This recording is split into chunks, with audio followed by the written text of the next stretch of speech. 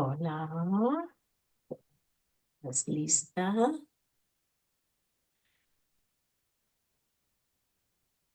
Uy, muy bien.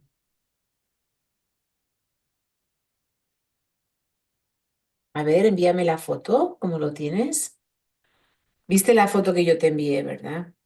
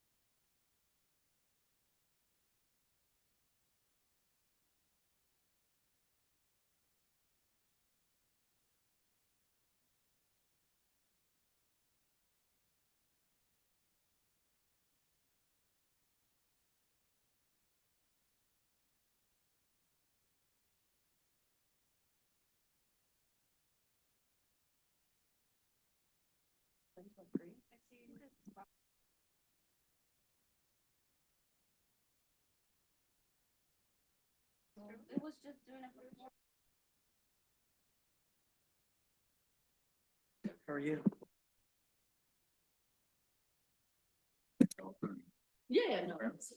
Can we make a check to see if Commissioner Kim is on the line?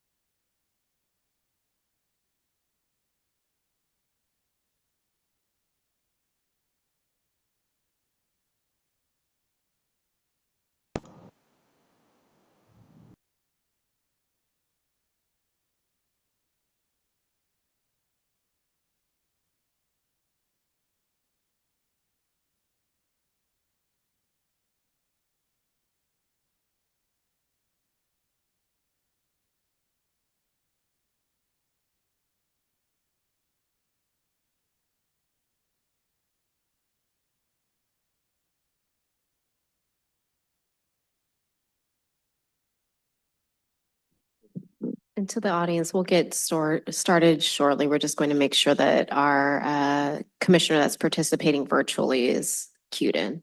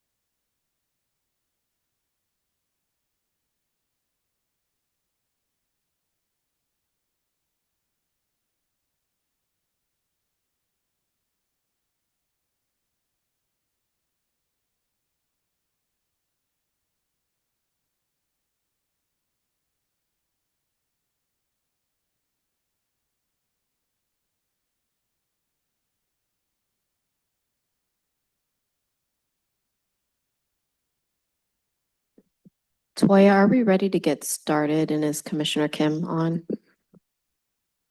Ready? Afternoon. Hi, Commissioner Kim. We can't see you. We'd like to see you if possible. Wondering why the video is on and I'm moving side to side, so hopefully you notice me. That might be just us in the room and making sure we can get you on screen if possible. Gotcha. Okay, we can't see him in room? Okay, you'll just be that voice from the ether, Commissioner Kim. All right, Commissioner Wood, we can get started.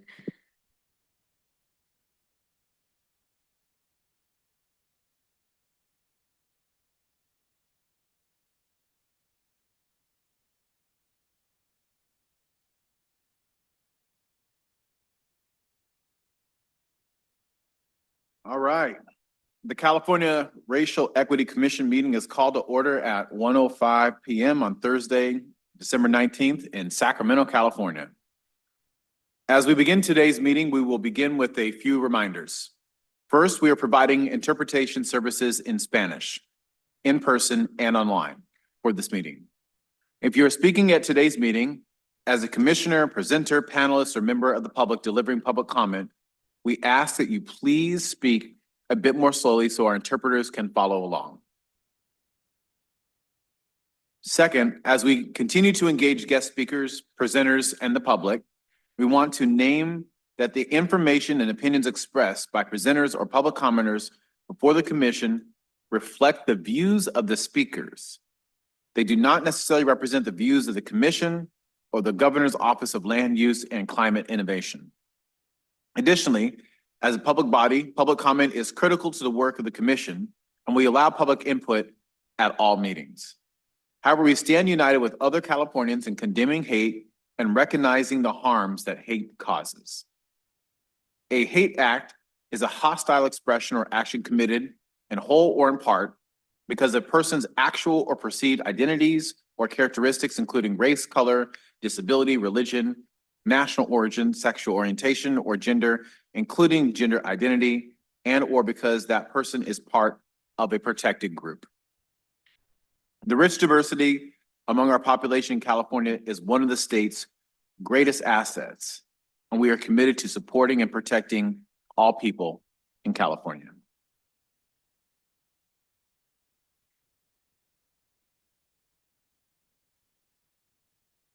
As a reminder, if you are a victim or witness to hate, racism, or bullying, you can report the incident and receive free support through the California versus Hate resource line. The hotline will help you identify next steps and help you connect to resources including legal, financial, mental health, and mediation services. Report hate by calling 833-8-NO-HATE or visit caversushate.org. The following land acknowledgement has been adapted from the City of Sacramento Acknowledgement. We acknowledge with gratitude that the City of Sacramento is on the traditional and ancestral lands of the Nisenan, the Southern Maidu, Valley, and Plains Miwok, Putwin, Wintun peoples, and people of Wilton Rancheria. May we acknowledge and honor the Native people who came before us and still walk beside us today on these ancestral lands by choosing to gather together today in the active practice of acknowledgement and appreciation of Sacramento's Indigenous people's history, contribution, and lives. We are grateful for all the Indigenous people who continue to care for and remain interconnected with this land. We promise to be conscientious stewards of this land for the future generations and are committed to ensuring inclusion of Indigenous people to inform the California Racial Equity Commission. Our agenda for this meeting covers 9 agenda items.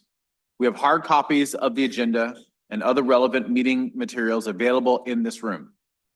Materials are also available online, and the website is racialequity.lci.ca.gov. That's racialequity.lci.ca.gov. Dr. Estes, can you please provide a brief overview of the agenda for today?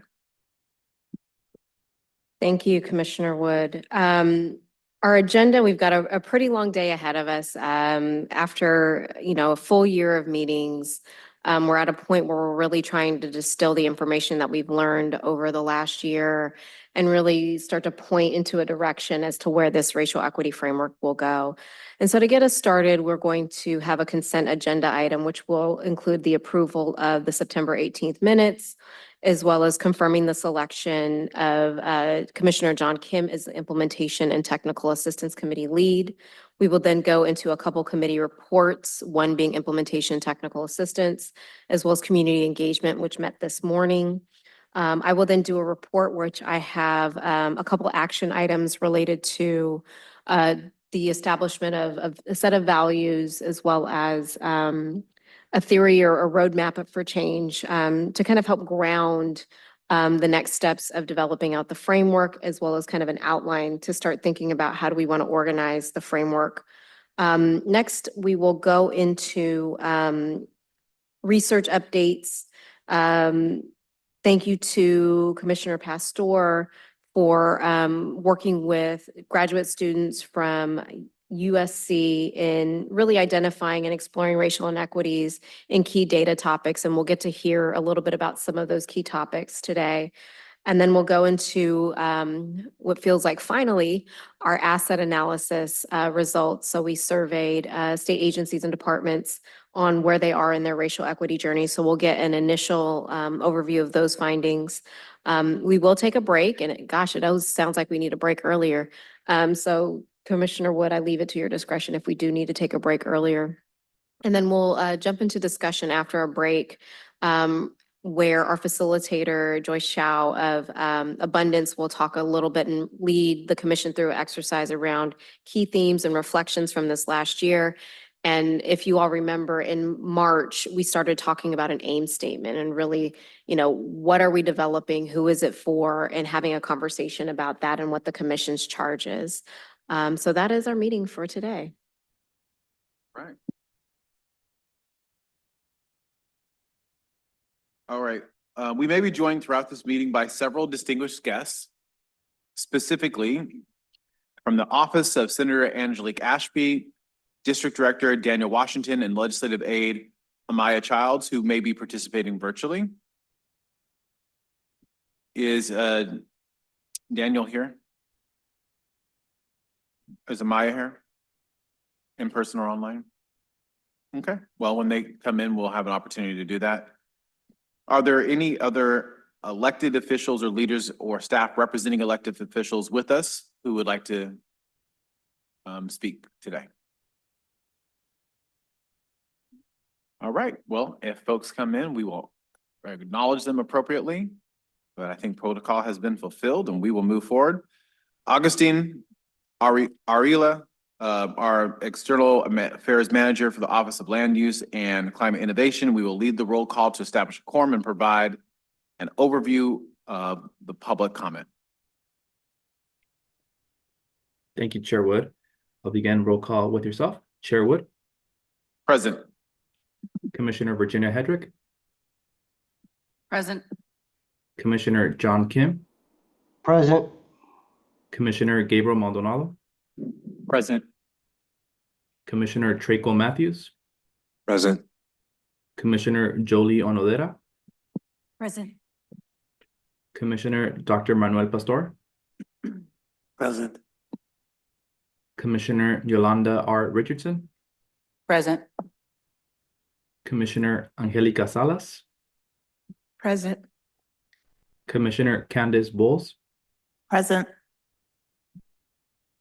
Commissioner Simbola Wright. Present. Thank you. We have achieved quorum.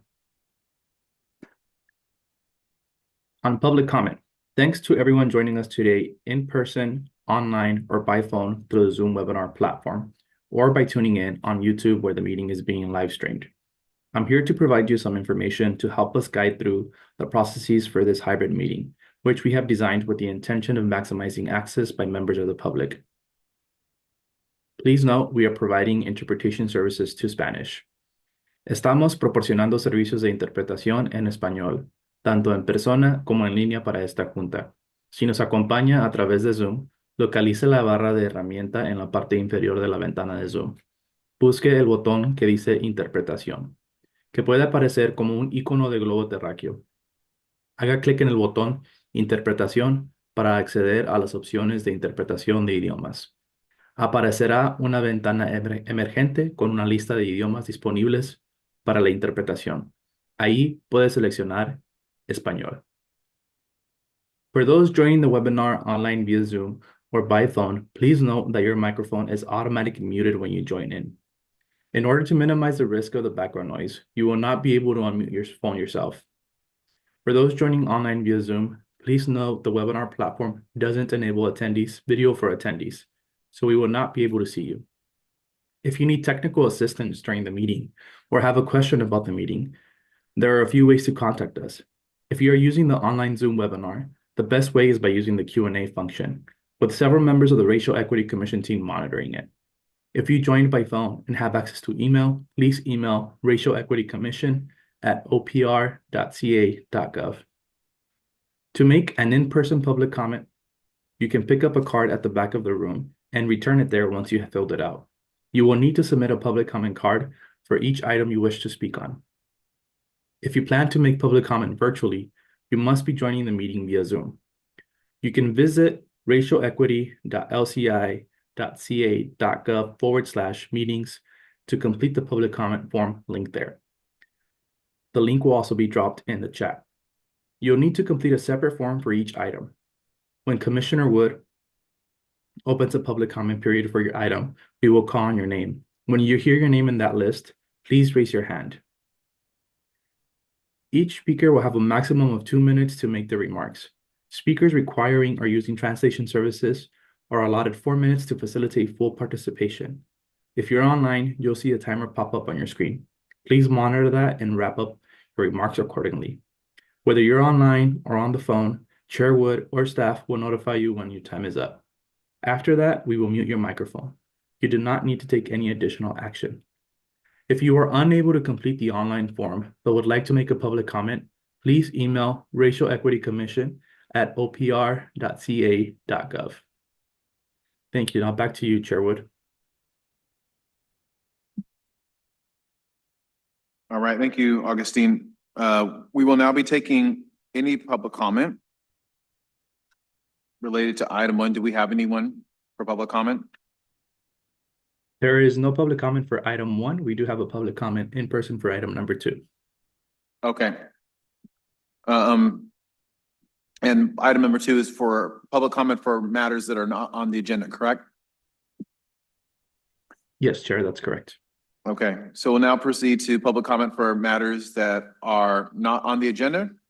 So Augustine, we'll turn it back over to you. Thank you. We have 0 virtual public comments for this item and 1 in person. When you hear your name, please line up by the podium. Evan Minton. Once you are at the podium, you may begin your public comment.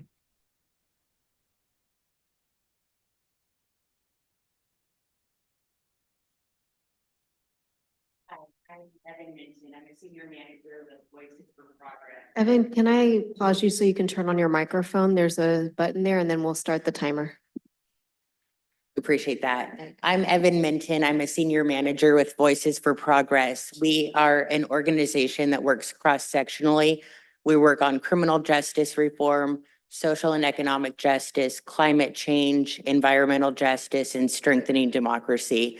And we notice an underlining theme, and we recognize it in all of our work, is that all of these issues hit communities of color first and worst. And so the systematic racism that is embedded in our laws and policies isn't accidental. It's built into our system over generations of time. And undoing that harm will take equally intentional and bold action. And I want to thank the commission because your leadership is critical. Without it, the inequities that harm communities of color, and by extension, all of us, will continue to persist.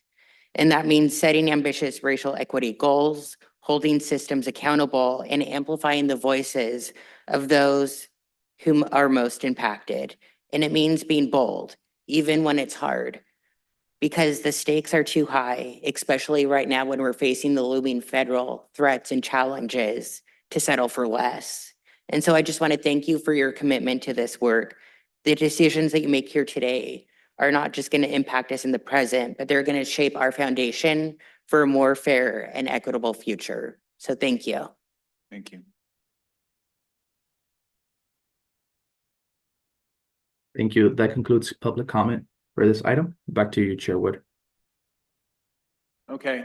One thing I just want to make sure that folks are aware, if you've never been to a commission meeting before, the way that we structure things in terms of our, the protocol that we follow isn't always the most inviting, because it seems that like we go to an item and then it opens it up for public comment. Then we go to another item and open it up for public comment. But what it's actually meant to do is to create more opportunities for people to be able to share your perspective. So if you're here and you're like, I don't know how do I manage this? And if you want to say something, we want to create time for you to be able to say it. And there's multiple opportunities throughout the agenda to be able to do so on all the different items that we're covering. So don't be turned off by the protocol. And if you have any questions, we got staff in the room who can let you know what to do. But we want to hear from you. Okay, that's why we're here. We're now going to transition to agenda item number 3, the consent agenda. And for this meeting, our consent agenda consists of 2 items. First is the approval of the September 18, 2024 meeting minutes. And the second item is the selection of the implementation and technical assistance lead, which is an item being brought forth by the committee. The committee has recommended that Commissioner Kim be selected as the lead for this committee. Are there any comments, questions, or discussion from the commission?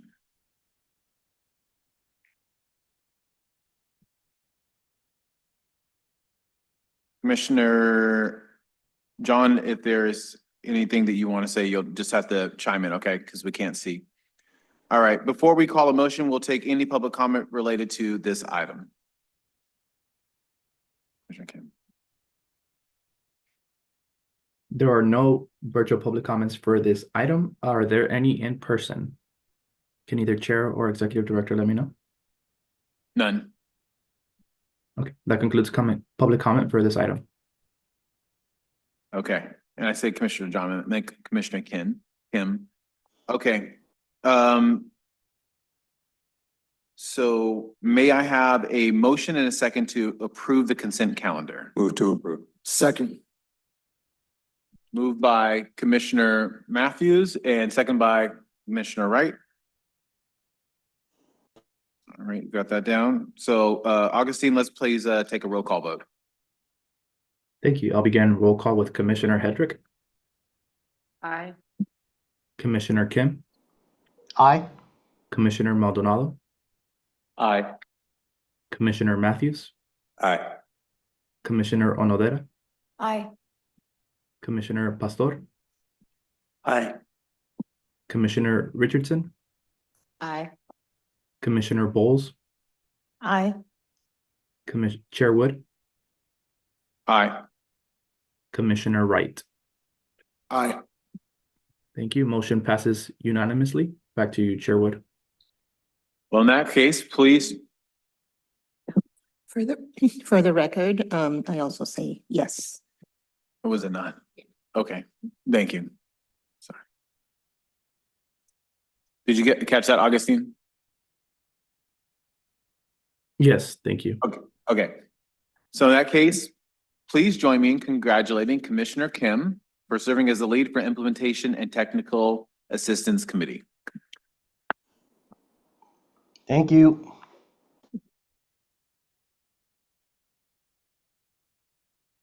Okay, that moves us on to agenda item number 4, which is committee reports and discussion. 2 committees will share an update, including any discussion or action items needed from the commission.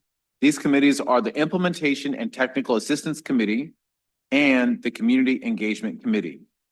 Available committee reports are posted on the Racial Equity Commission website, which we gave you earlier, racialequity.lci.gov/meetings. As part of the meeting materials, link under the section titled December 19, 2024 Racial Equity Commission Meeting. We will begin with the Implementation and Technical Assistance Committee, followed by the Community Engagement Committee, which met earlier today and thus will not have a written report. So on to the Implementation and Technical Assistance Committee. Thank you, Chair Wood. Should I go ahead and proceed? Yes, please. Thank you. I also want to give my appreciation to the commission staff for the flexibility for me to join virtually as I'm getting over this cold. I want to thank my fellow committee members, the Implementation and Technical Assistance Committee members, and the full commission for your vote of confidence and your future support for the committee's work. For our meeting that we had, and the notes are in the packets. The commission staff did an excellent job identifying a speaker for the committee's first meeting, Dr. Rashad Abdur Rahman, who provided a high-level overview of not only what he's seen across the country by way of other state and local racial equity frameworks and approaches, but what he's seen as some of the dynamics and issues around implementation of those approaches. Some of the high-level themes he lifted up was sort of this idea of flipping the script from focusing on risk management of this work and going from risk management to actually making the case of the risk of not doing this work. Another theme he lifted up was learning from other efforts that have been successful in very different political contexts and ecosystems that are different from California. Obviously, there's some real limitations of how much those lessons apply to us. I was especially taken by how much, we might look for unlikely models in alignment with places like Kentucky, who seems to be doing very fine work in tough circumstances, though I do think further exploration of their work would be helpful. Another theme we lifted up was pushing this notion of an intersectional framework we might be taking on, meaning thinking about how this connects across many identity markers, not only in terms of how we analyze disparities, but to frame up how this work around racial disparities is necessary and impactful across many identities beyond race, like class and gender. And obviously, we don't have to be mutually exclusive on any of these fronts because these are not exclusive identities. Another great thing that he lifted up was to essentially not let the perfect be the enemy of the good when it comes to implementation. That understanding that we make the road by walking it and launching with an experimental or innovation mindset at the beginning, once the framework is done, but backing that up with a rigorous plan, do, study, act framework so we can set up this virtuous cycle of continuous improvement. That would sort of be the ideal balance of launching with some energy and innovation, but making sure that we're constantly looking for improvements. And then he also lifted up this notion around building momentum early on when we launch with some quick wins, which I think is right, but I would also caution that we should take a balanced approach on this front, that quick wins are great for momentum's sake, but unless we're tackling the larger structural reforms that are required, as was noted by other, not only the last public comment, but many others. But we do need to tackle larger structural reforms as a balancing point against these quick wins, or else we might and possibly stay nibbling around the edges, and we really don't want to invest as much time and effort just to stay nibbling. And I know the rest of the committee appreciated speaking with the speaker from the first meeting. We are eager also to get into the next level of specificity and concrete tactics that could be utilized for our work here in California. And of course, we had a lot of very good follow-up research questions and tasks for the staff, which I'm sure they're very much up to it. And some of those items are delineated in the report. The thing that I think is most interesting about this committee is that sort of where we fall in the playbook, we don't yet have the substance of what we would be implementing or providing TA on. That's really what the majority of the framework and the other committees' work is about.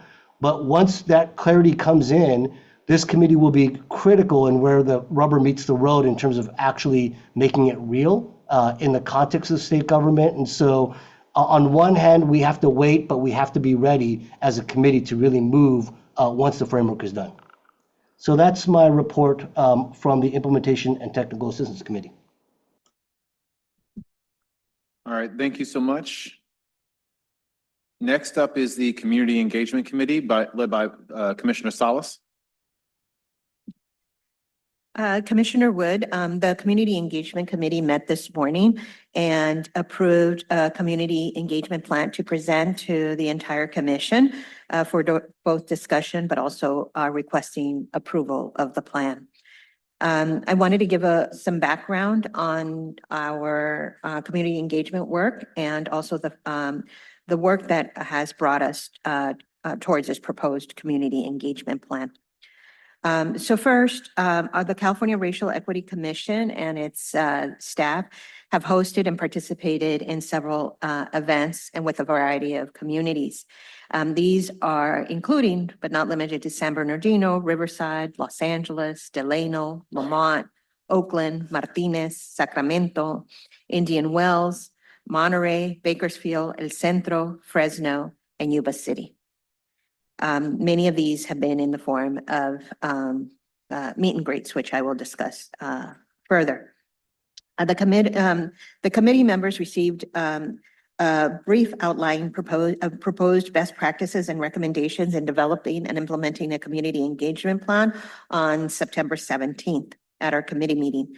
The brief was developed by Vital Research and in partnership with commission staff. I also want to thank the California Racial Equity Coalition, formerly known as SB 17 Coalition, for also submitting to us the community engagement plan. These have been foundational towards the development of the plan that we are presenting. The proposed community engagement plan, and the purpose of the community engagement plan is to guide the commission and staff in its outreach efforts to ensure communities throughout California have an opportunity to learn about the efforts of the commission and position these communities to inform the development of the racial equity framework. We have developed our strategy in 4 phases. The report is also, just for all our commissioners, the proposed engagement plan is in your packet, of course. The strategy involves 4 phases, which I will just very briefly give an overview.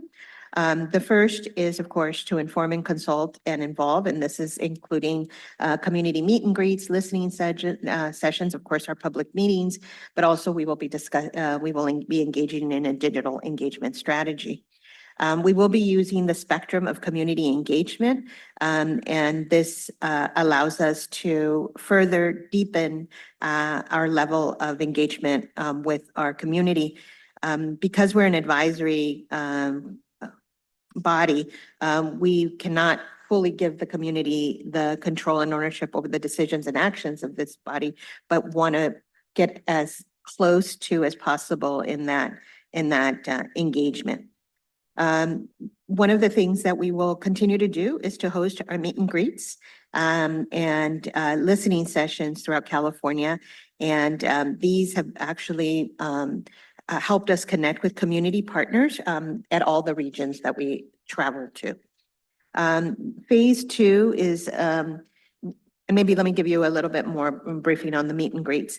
The meet and greet program will continue to be developed in partnership with local community organizations. And usually 2 commissioners will attend each event, and commissioners in attendance will be invited to provide brief reflections while the commission staff will provide an overview of the commission's charge. Just a little bit more on our community meet and greets. They have been very well attended with 75 to 100 attendees per meet and greet. In terms of furthering on the strategy, we will then proceed to phase 2, which is a community roadshow with the draft framework. We will incorporate in phase 3 a public comment period of 30 days. We want to make sure that we get as much reflection on this as possible in writing and in other words. And then we will also continue ongoing engagement beyond that. We want to continue to inform, consult, and collaborate with our community. So in terms of our proposed community engagement plan, we also have some key measurable goals. These include hosting at least 4 community meet and greets or listening sessions in calendar year 2025. We would like to return to at least 60% of those communities visited from January 2024 to June of 2025. And trying as much as possible to get to as many communities as we're able to based on capacity. One of the things is that we also want to evaluate our work and our community engagement efforts. So we are looking to look at the tools that can be used in that way to keep us accountable, and also that we continue to improve as we do the work. Lastly, this morning, we had a very robust conversation amongst our commissioners, but also heard from our public, some good suggestions that we want to incorporate, not written in the plan as you have it, but that we are going to further strengthen. And with those additions, we move it forward here. And this includes additional tribal outreach, that we also do more targeted outreach in certain regions that we go to, and really understand the community so that we're focused in making sure that if we know that a community lives in a region, that we do all our, really put a lot of effort into in the invitation and engagement.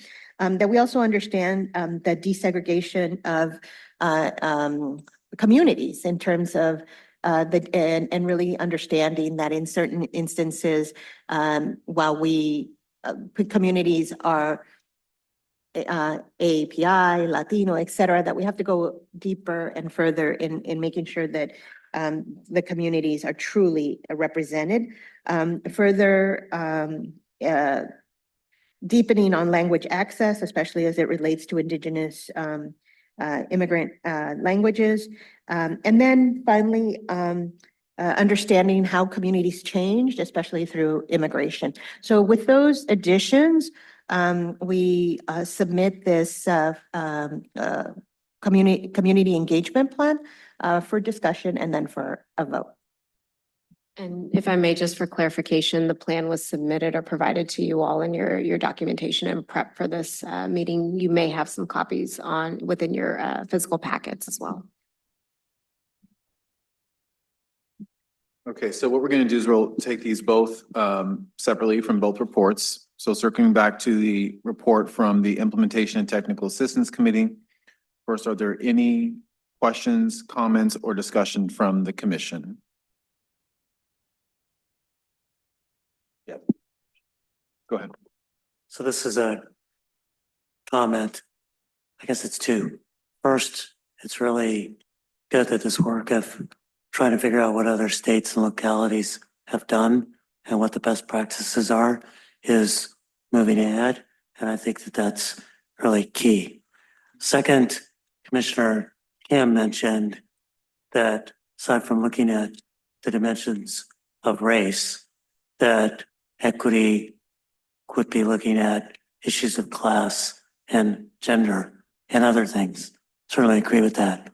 One I wanted to add and highlight is disability, since that's highly racialized in California and in the United States in terms of who has jobs that cause injury, who is subject to environmental health disparities, you name it. And we often think about disability without thinking about its racial equity characteristics.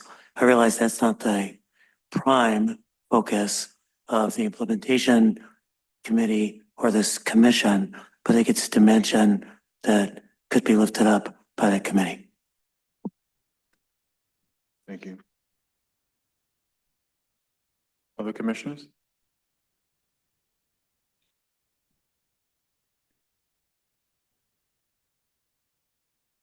Commissioner Kim, are there any action items associated with this report? Beyond, well, first of all, thank you, Commissioner Pastor, for mentioning disabilities as another critical component. You know, one of the things to very much kind of lift up is the guidance we received from our speaker at the committee. It was not only for the Implementation and Technical Assistance Committee per se, but really for the entire commission in terms of how to think about how we launch, about how we think about intersectional frame. So I very much take your point, Commissioner Pastor, from the committee side, but also from the commission overall. You know, I beyond some tasks that we asked the staff to follow up on, I don't think there are any concrete other action items or next steps from the committee. Again, a lot of what we're going to do is a little bit later on in the process. And I'm also interested to see how this intersects with the framework committee, which I know we'll be talking later today. All right, thank you. All right, so now on to the Community Engagement Committee. Any comments, questions, or discussion from the commission on the report or on the plan?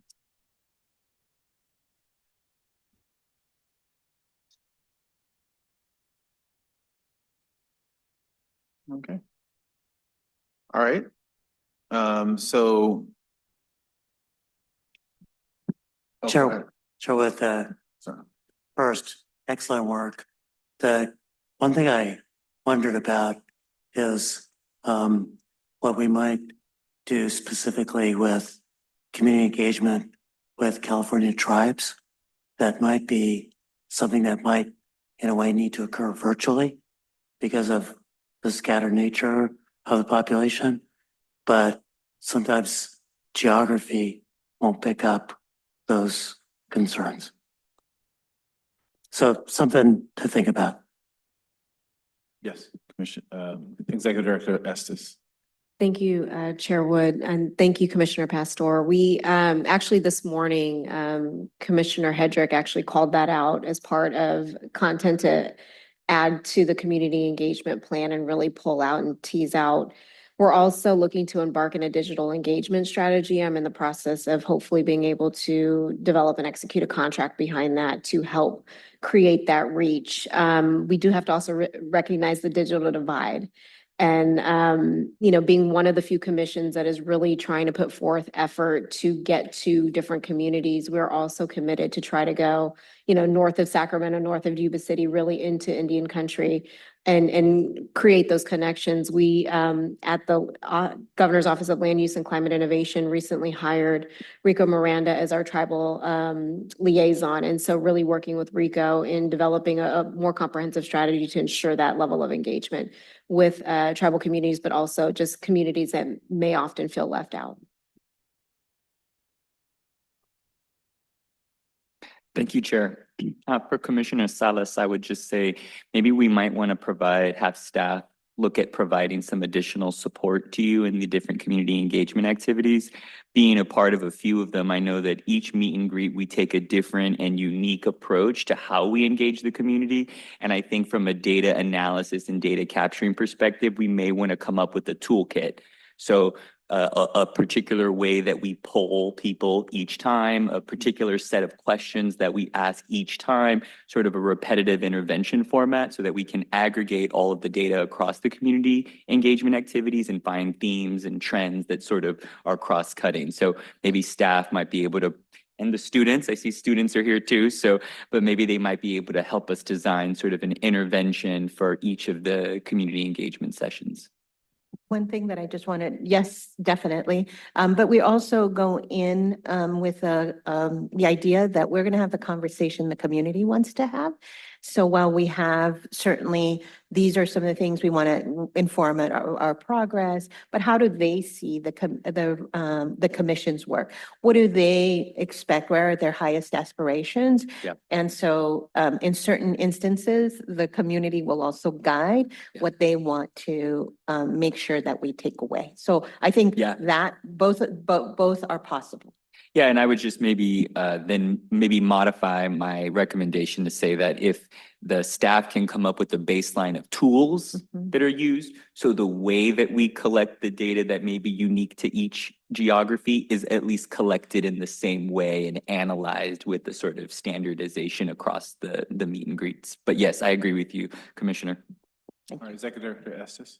Thank you, Chair Wood. One of the ways that we've started to try to document that is through graphic note taking. And so we actually have Raven Tahara here who's sitting just in front of you, who's actually drafted out this beautiful image of the discussion from this morning. And that's some of the ways in going to our community engagement meetings where we are trying to capture some of that information consistently.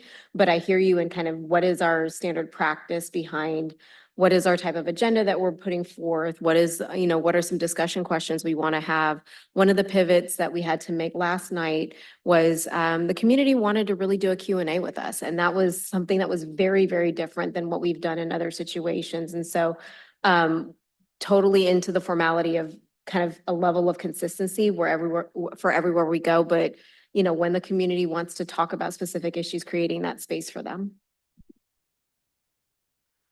Maybe just add one more thing. Today we had excellent panel speakers who really emphasized the use of plain language and that our materials are also accessible, that people are understanding. So I feel like that too will be incorporated as part of whatever the toolkit.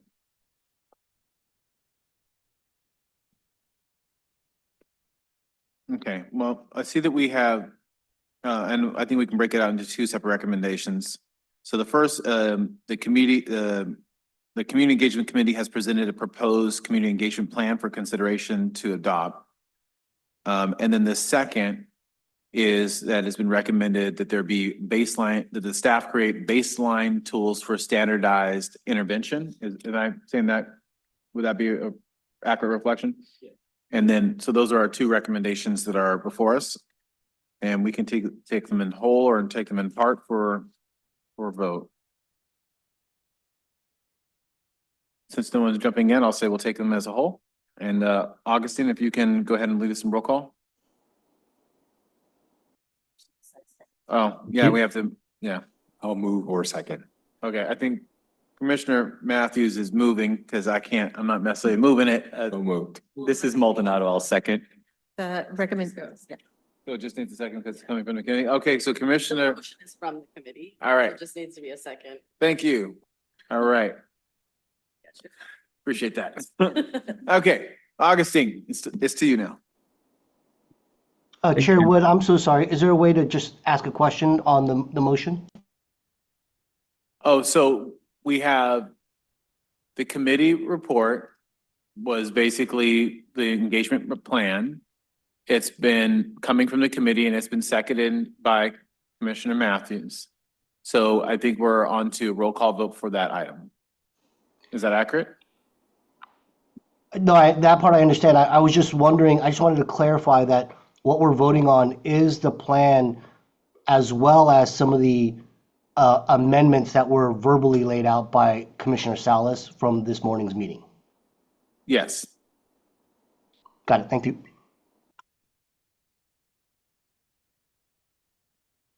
Okay, I will begin roll call with Commissioner Hedrick, Aye. Commissioner Kim, Yes. Commissioner Maldonado, Yes. Commissioner Matthews, Aye. Commissioner Onodera, Aye. Commissioner Pastor, Aye. Commissioner Richardson, Aye. Commissioner Salas, Aye. Commissioner Bowles, Yes. Chair Wood, Yes. Commissioner Wright. Aye. Thank you. Motion passes unanimously. All right, the community engagement plan is approved.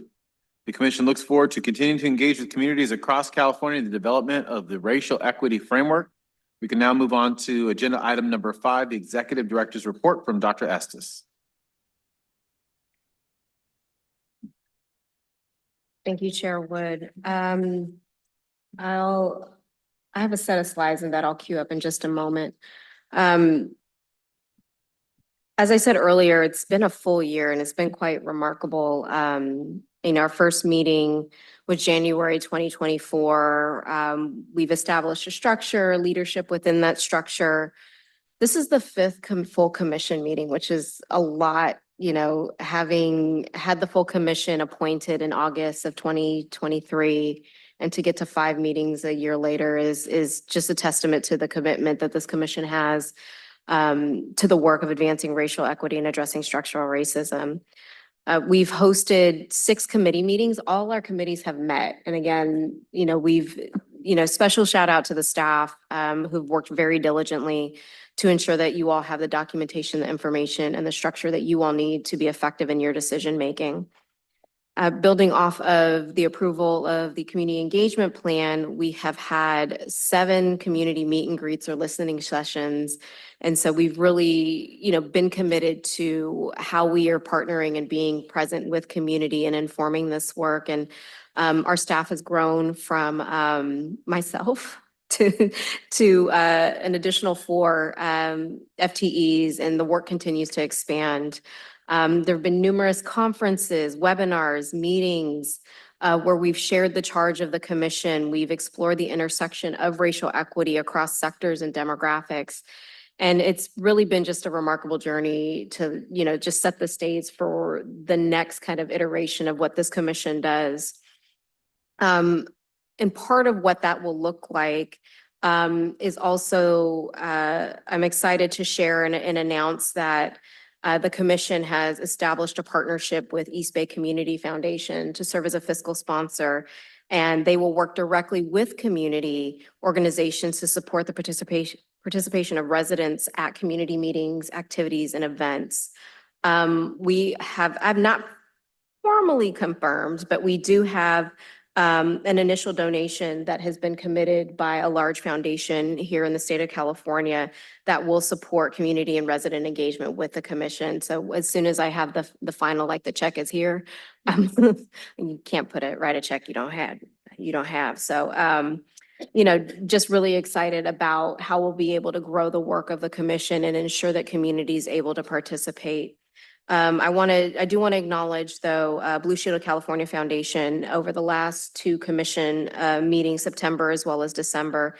They've been critical in helping to ensure that community has been able to participate in our community meet and greet and listening sessions. Going on to the next slide, I want to, have the commission entertain a couple items that staff have been working on around what are some values to help guide the commission and really how are we looking at this work from a 500,000-foot level? There are times when you're doing this work where you have to get into the weeds of the data, but you also have to kind of come back out and see what does the system look like? What is it impacting? And having a set of core values as well as like, how is this information that we're taking in going to kind of move up into creating a framework and really leading to the transformation that many of us are looking for in advancing racial equity. And so we worked very closely with Vital Research, who you see their slide up here at this moment, to conduct a systematic research of existing racial equity plans, look at different offices of racial equity across the state, as well as other supportive documents to look at what are some of the common values and themes, vision statements and goals and strategies. And based on that background research and conversations with staff, we've want to present, if you go to the next slide, a set of values that is open to the commission for dialogue. If you can go to the next slide, please, the values slide. Next slide. Thank you. Really spend some time looking at these values, thinking about them. On the right-hand side, you can see a little bit of data as to what we found looking at different racial equity plans in terms of what they articulated were core values. The boxes off to the right or left, excuse me, were the ones we settled on tying into the executive order and 1622 to make sure that there is a correlation between what we've been charged to do and what some other core elements that may have come up within commission discussion. So I want to present this and pause here for any reflection or thoughts initially before going into the next item. And this is an action item. Happy to approve as is, approve with amendments, or take it back for additional work. I think the thing for consideration is that our next meeting is not until March of 2025. And having some kind of foundational thinking for us is really important as a staff so that we're able to ensure that we can start getting moving on finding and developing out the content for the framework. And we can wait till March, but I don't think we can wait past March. So I'll pause there and allow the commission, feel free to share any reflections or thoughts you may have.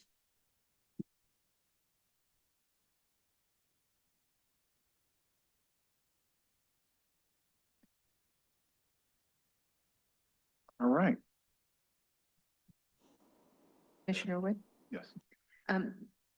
On the value, first of all, agree with these. On the addressing historical wrongs, just kind of understanding our context right now, it's addressing historical wrongs, but also preventing those wrongs from, in a sense, I also think that there's a prevention piece here. So preventing and addressing these wrongs from happening.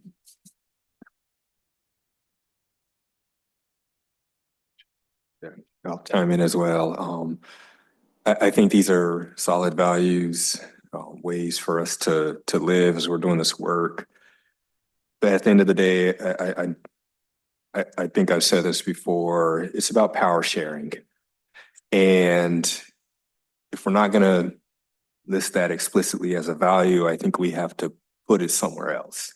Because the secret to success with equity is we have to model and find a way to hold the entire state accountable for sharing power that historically we've just never found a way to do it. And so when you try to make it a compliance metric, no one wants to do it because no one wants to be told you have to share power.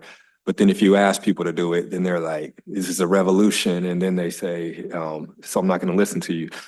We have to find a way to find that balance of incentivizing power sharing, and it has to be explicit, I think. If not in the values, and some other language. And so I just wanted to go on the record on that piece.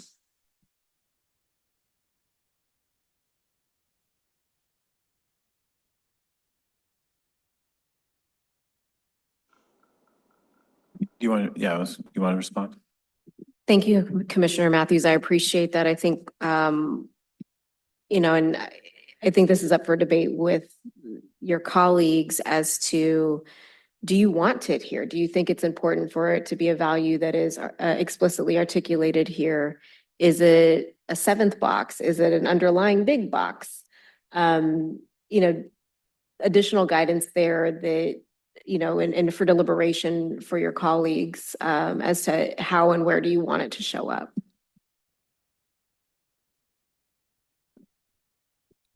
I agree with Commissioner Mathis that it is an important value. Shifting power, shared power. One, I think the challenge is that sounds scary to people and it makes it, people may be inclined to resist it. But I think a really great example of what I think of with shifting power is the Department of Developmental Services changed their rules around how they fund regional center services for people with developmental disabilities. And so there's a self-determination option that allows people, instead of asking the regional center to fund certain things, they just give the money to the families and the families get to spend it where they see fit. So to me, that's the example of power shifting that I would like to see. It gives the people using the service more control. I don't know if everyone thinks that when we think about shifting power, but to me, that's a very practical example of how power shifted from the entity to the actual people. So it is a very important value to me. Thanks.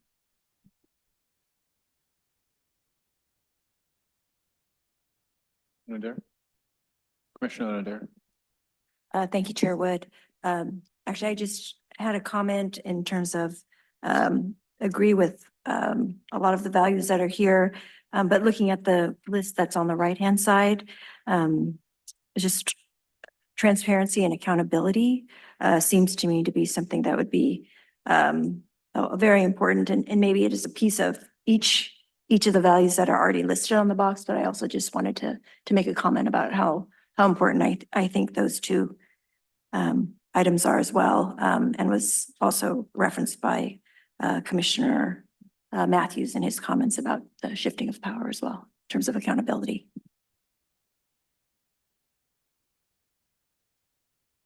Do you have any response to that? I just want to make sure I'm following in terms of adding it as an additional values. If it's an option to add another box, I certainly would be. Y'all direct the staff, so you tell us. I think that's what's being asked. Yes. I'm going to go ahead and, is that reflective? Okay, Commissioner. So I really want to thank Commissioner Matthews for raising what he did. And I think it could be a value. Another place it could run is through these intermediate outcomes, because power sharing would be about making sure that community voices are actually powerful, and making the outcomes happen. Because I think if you get the power sharing going, then you'll get better outcomes and a more vibrant framework. So it needs to be there for sure, even if it's also in the values, because it should be the way that the work gets done. Thank you, Commissioner Pastor. Go ahead, Commissioner, Executive Director Estes. Thank you, Commissioner Pastor. I really love that. And what it has me thinking is how, the values in a document or in any kind of model are often kind of in a place, but there's the action that kind of goes behind it being named.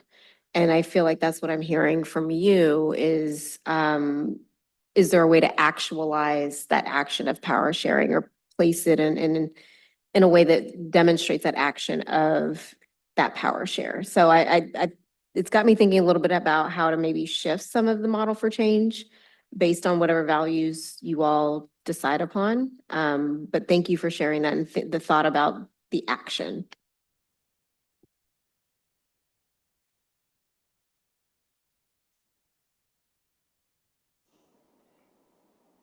Chair Wood, if I can get in the stack.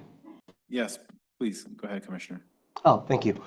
Yeah, so I really appreciated both the work done on the six, as well as Vital Research's listening of what they've seen. I'm slightly blown away that of the 25 racial justice frameworks, racial justice is only mentioned 12% of the time, and would really want to make sure, I'm glad that we're not falling into that.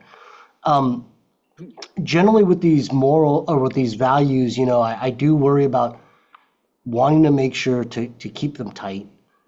Also to put, there are moral values and there are functional operational values, and I don't really look to state documents for moral values. I look elsewhere. And so I would really want to push for more operational, functional values for us to lift up in this sort of work around our values.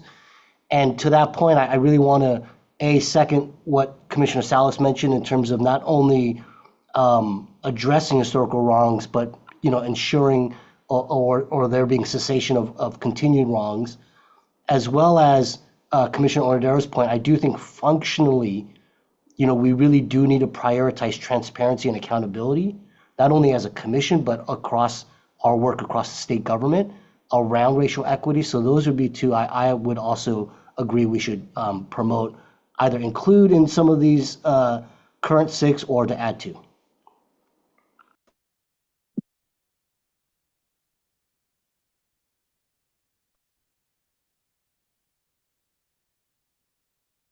Since I brought it up, I'll chime back in. Thank you for your comments, Dr. Pastor, about possibly having the shift in power reflected as an intermediate outcome. I think I would prefer that. I really don't care how you get there. At the end of the day, I just want us to measure success by how much power has been shifted. And so I would prefer, we don't have to call it a value. Have whatever values we want. But at the end of the day, the goal is we're shifting power. And so I actually feel very comfortable if we keep those six or add transparency and accountability, and then somehow include robust language about shifting power and the intermediate outcomes. And then that also, I think, needs to be a metric.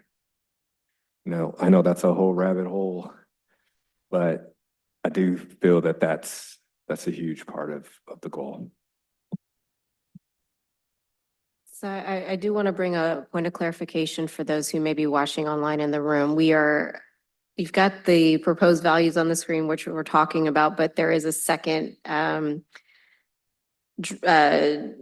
that we'll get to in just a moment, where I'll further clarify where the idea of power sharing can fit. So I just want to make sure folks are aware that we're looking at two separate documents that you don't quite see yet, but we'll get to that, and I'll make sure I make the clear connection between the two.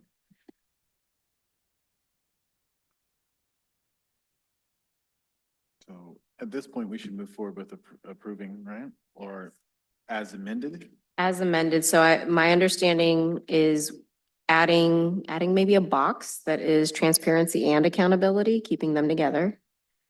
And an edit to address historical wrongs and changing that to prevent and address historical wrongs. Is there a motion to approve the values of the commission with those amendments? Motion to approve. Second. Moved by Commissioner Wright, seconded by Commissioner Salas. Augustine, if you can bring us to a roll call vote. Thank you. I will begin roll call with Commissioner Hedrick, Aye. Commissioner Kim, Yes. Commissioner Maldonado, Aye. Commissioner Matthews, Aye. Commissioner Onodera, Aye. Commissioner Pastor, Sí. Commissioner Richardson, Aye. Commissioner Salas, Aye. Commissioner Bowles, Yes. Chair Wood, Yes. Commissioner Wright. Aye. Motion passes unanimously. Back to you, Chair Wood. Now into that second part, right? Yeah, the second part. So if you can go to the next slide. Next slide, please. All right, so The orange level or intermediate outcomes is where Commissioner Pastor was reflecting, potentially looking at that space. And I think Commissioner Matthews affirmed integrating power sharing at that level as an intermediate outcome, and then moving forward into creating or identifying metrics through that. Can I make a suggestion, actually, given its strength? I actually hear it more as the strategic objective. The racial equity framework is used to advance racial equity, address structural racism, and shift power. Commissioner Richardson? I absolutely love that suggestion and recommendation. Me too. Chair Wood? Yes, Commissioner Kim. I think that's a good suggestion. I do wonder if there just needs to be a little bit more detail on what we mean by shifting power, if we're going to include it at such a prominent spot on the theory of change or the model for change. Do you have a recommended language or thoughts about what could be some language? I mean, I think what we're talking about is shared power between state government and its constituents, or the constituents impacted by or served by state government. So something to that point, or you know, there are much better writers in the room than I, so someone could do something good with it. There's another recommendation from a commissioner or from the executive director? I mean, one thing we could do is try to workshop it a little bit more concretely and come back to you with this. Like, that's okay to do as well. We don't have to try to wordsmith it here. So I would strongly recommend we workshop it and then bring it back. And the reason is it's the strategic objective of the commission. So it's not something that's a smaller. Yeah. Agreed. But since we're on it, are there other input that we want to take into account as it relates to the model for change? Yes, Commissioner Bowles. I agree we should work on it. But I think I would like to see it reflected possibly as a fourth box, an intermediate outcome. I'd like to think through what is an intermediate outcome that actually represents a shift in power. It's great recommendation. For me, though, that does not take away that I might still want to see them as part of the strategic objective. Absolutely. And a It fourth would appear in box. both, but Yeah. it would have to be reflected in an intermediate outcome as well. Agreed. To actually tie to, for me, for the strategic objective to have impact and meaning. Likewise. Commissioner Richardson? No? Commissioner? Let's go first with Commissioner Pastor and then Commissioner Maldonado. So I really like the way this is evolving, because the idea of both putting in an objective, but also keeping it as an outcome means it gets measured. And in terms of thinking about the language for an outcome, something about democratizing power so that all residents in California have a voice in decisions. It's got to be a lot tighter than that, but the word democratization. And Chair Wood, I think Samo also might have had his hand up earlier. No? Okay. Yeah, I was going to agree with everyone. What's listed as intermediate outcome reads more like strategies to me. So I would probably have labeled that strategy. I don't want to necessarily create another tier, but when I read them, they read as strategies to me rather than outcomes. And I agree, if it is an outcome, I agree with Dr. Pastor. It should have a number in there. There should be a measurable tool of some sort that we can see as an outcome. Any comments from any other commissioners before we go to the executive director for response? All right. Yes. Thank you, Chair Wood. You know, we do have in the yellow box activities, but activities are very different from strategy. So I'm amenable to that. One thing that comes to mind, Commissioner Pastor, with the term democratizing, coming out of our plain language conversation this morning, and also there's a report that was done by PACE around words that are bridging terms. And I think democracy was one of those ones that isn't quite a bridging term. So it's, I think and I'm glad there's an opportunity to take this back and kind of play around with words, but, part of this is I want to make sure that we're talking about this in plain language and what we're trying to do so that we're holding, in the plain language, we hold ourselves accountable, but others can hold us accountable in that. Commissioner Hedrick? Yeah, I think I was thinking along the same lines of democracy, but the words that were coming to my mind were decision-making power. Like, where does decision-making power rest? And thinking about outcomes about shift in where money is held, who's deciding how the money is spent, land use, state resources, and what communities are being reached by them and what communities are not being reached by those resources. And I think that comes to decision-making power and where that is held. Commissioner Pastor?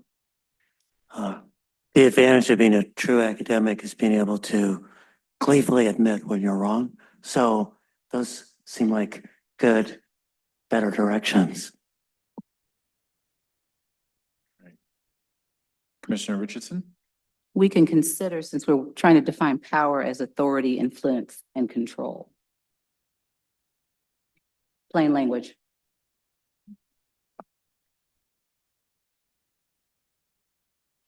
Any other comments from the commissioners? We may have to acknowledge, so I just heard somebody whisper money. We are talking about money too. I think that's outside of the scope of this commission.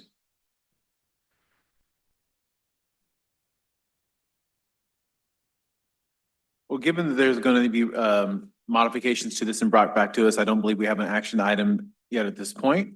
But obviously lots of feedback and positivity related to it. Is there anything else, Commissioner Estes, before we move on to the next agenda item? Yes, there's one more item. If you can go to the next slide, please. So this is we got to start somewhere and trying to map out kind of what will this thing become.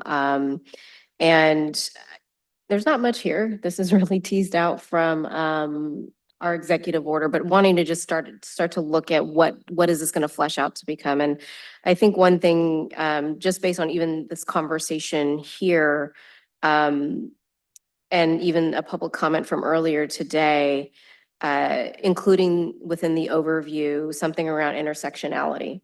And so that's something that I'm asking in terms of an amendment to what's outlined here, but really starting to flesh these areas out.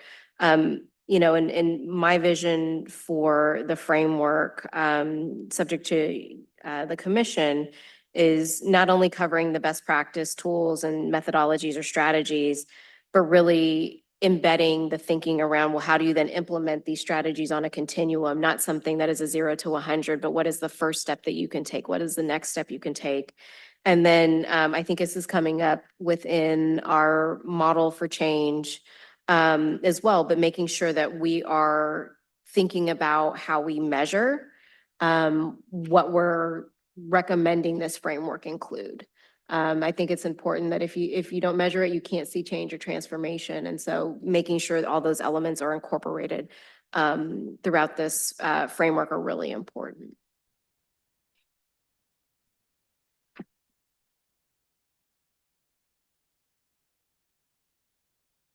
Any feedback from the commission?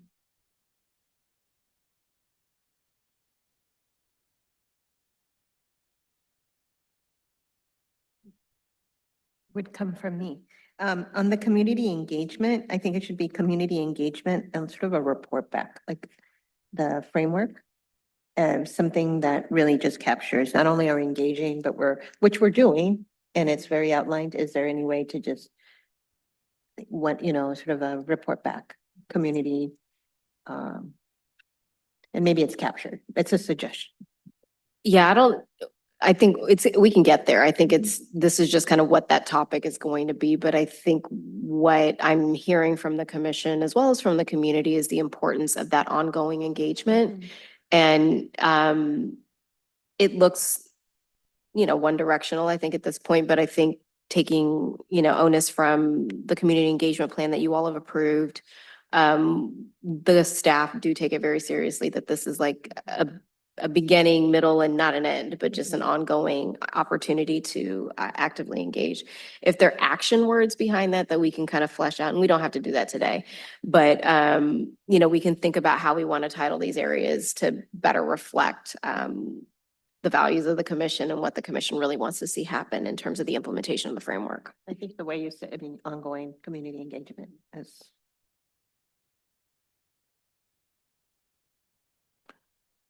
Other commissioners with feedback?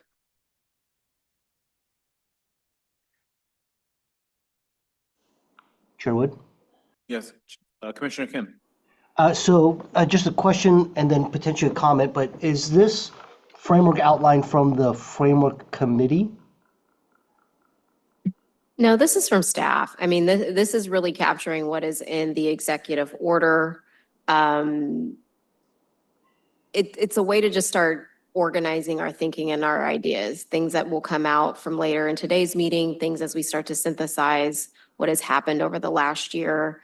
It's an item to just reflect on and change or not do anything with. I felt like we really needed to start somewhere because in the next year, and you'll see on the next slide, how many meetings that we're going to be having moving forward. And we really need to understand and start to build out what this thing is going to be. And so this is just a snapshot on what that could look like. Got it. Is there some thinking then on the staff would develop the logic model in terms of the implementation and technical assistance plan as part of this outline, and then that would come to the committee, the implementation technical assistance committee? I'm just trying to figure out what that committee should be considering in terms of what it might receive and then what it should be prepared to push out. Yeah, you know, part of this is the challenge that I feel like we have. We often develop products and we haven't quite articulated what to do with the product. And so I think part of what I would love to have the conversation with the implementation and technical assistance committee on is, as much as you're waiting for the product to develop and listening to the development of that product, you can start to think and strategize, how do we create something that, and almost like a quality control check of, you're asking for this to be implemented, but this is what you actually have to think about when it comes to government, when you think about when it comes to the private sector. And it might be different in certain agencies versus others. And there's a level of thinking I think that has to happen. And I think that's where I'd want to work with that committee on Good. thinking about of how we're taking the information as it's moving, but also thinking about being almost an advisory body to the other committees that are developing out the framework on, you know, this is a best practice here that works really well in this type of structure, but we got a slightly different structure here in California, so we might have to shift it in a certain way, just to be mindful of just the differences that we know and can exist within and across state government. I think that makes total sense for the committee to engage with you and the staff on developing a logic model before we sort of receive the goods.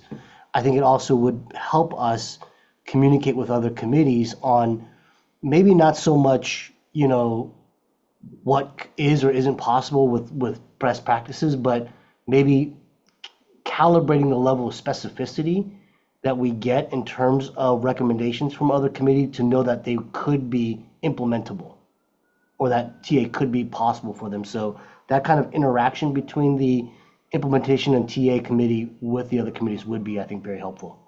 Okay. One thing we'll have to think about is how to best structure that given the limitations that we have with the Bagley-Keene Act, but totally game for it as staff, so in developing out what this logic model could look like and how you calibrate that specificity that's necessary. Thank you.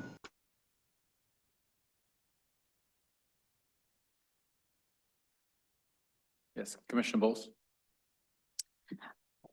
From what I understand about the asset analysis, I feel like I would really want that information to think about this question of what an outline of a framework would be. That's a missing piece for me. Because to think of a framework outside of the context of what exists right now is just hard for me to wrap my brain around. Oh, yeah, we absolutely understand that. And that's, and I think the next agenda item. So it was no intention for you all to have to approve anything, though you can if you want to. Commissioner Salas? Can I ask a question for Dr. Estes? These are action items, so if not taken today, and I want to make sure that we're able to move it because we won't meet until March.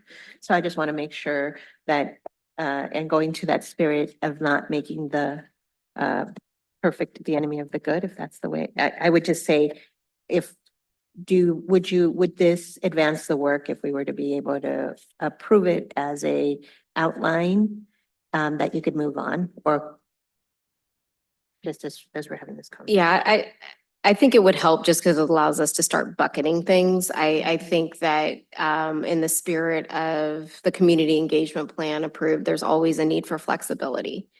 So you see TBD topic, like there may be a topic that bubbles out of the conversation from the asset analysis as well as the moderated conversation later this afternoon that might spark some interest in conversation. So this is not a one and done, but rather like just a starting place. Go ahead, Commissioner Maldonado. Thank you, Chair. I just wanted to encourage that as the staff develops and continues to refine the framework outline, that maybe we think about the outcomes, like what are we trying to see happen in the state?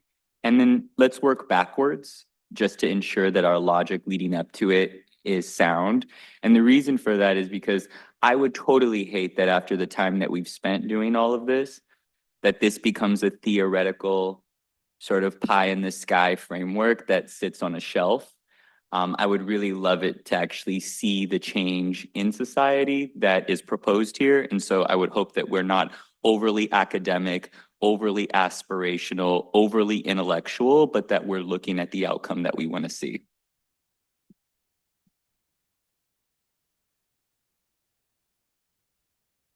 Any other comments? All right, so given the context, should we move forward with a motion to approve the outline as an action item? Is there, So moved. okay. So moved by Commissioner Salas, and I see, is it seconded by Onodera, or do you have a? Just a question. Would we be able to approve it as a draft outline instead of as the outline Yes. to make room? Are we fine with modifying the recommendation for that? Move to approve the draft framework outline. Okay, is there a second? Second. Second by Commissioner Richardson. Augustine, will go to you for roll call vote. Thank you. We'll begin roll call with Commissioner Hedrick, Aye. Commissioner Kim, Yes. Commissioner Maldonado, Aye. Commissioner Matthews, Aye. Commissioner Onodera, Aye. Commissioner Pastor, Aye. Commissioner Richardson, Aye. Commissioner Salas, Aye. Commissioner Bowles, Aye. Commissioner Wood, Yes. Commissioner Wright. Aye. Thank you. Motion passes unanimously.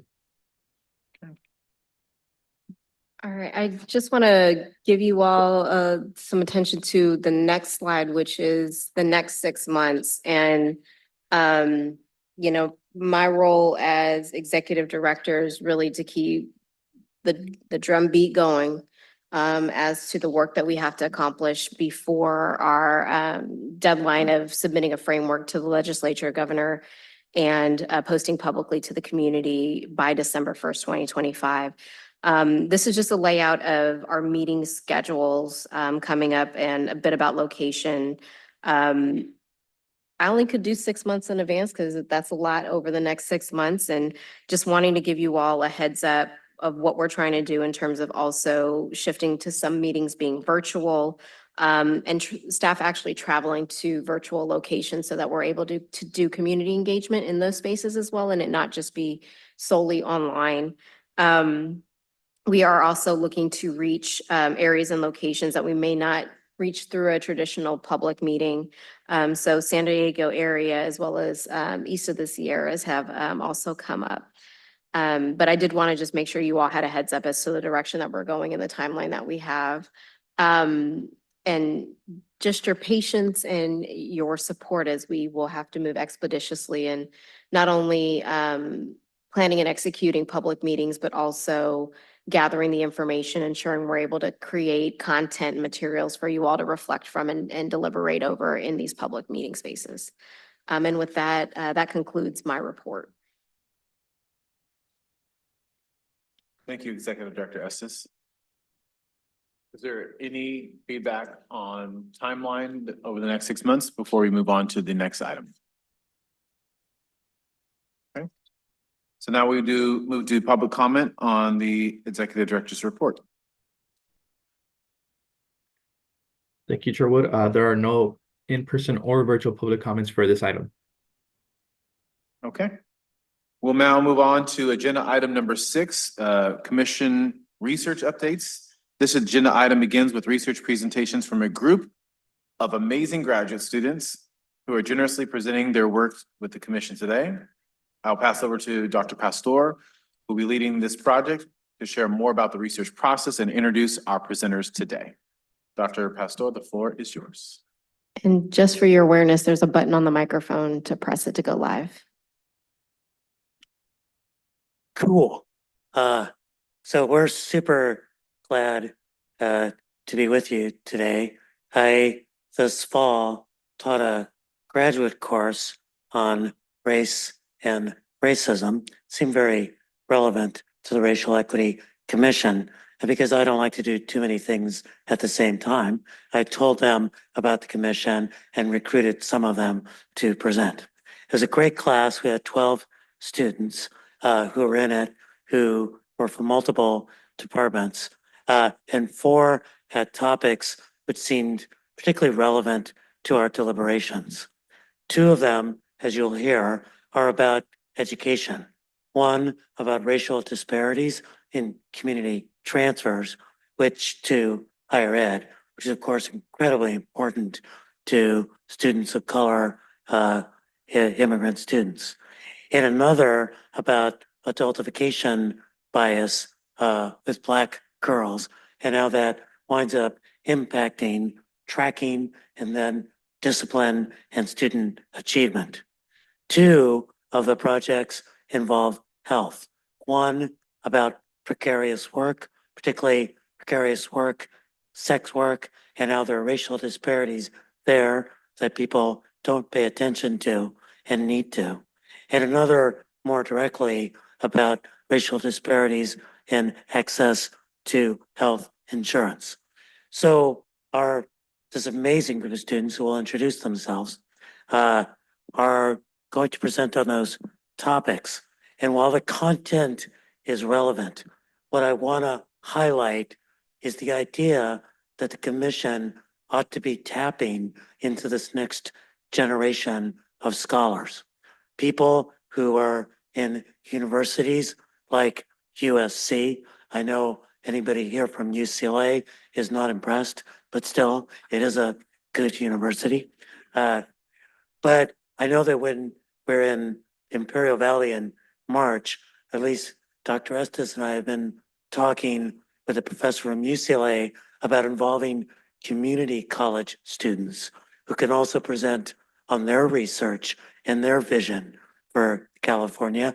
And I'm hoping that the Cal States can step up and be proud as well. Luke, the work you're doing, particularly with Black students at Sacramento, is a model. I know you're doing it with all students, and people can speak to the research on those experiences.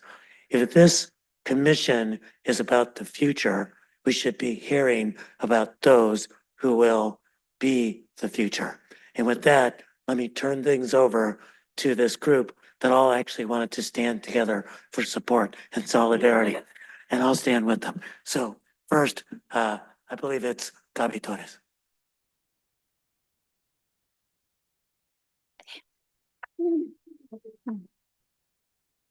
Okay.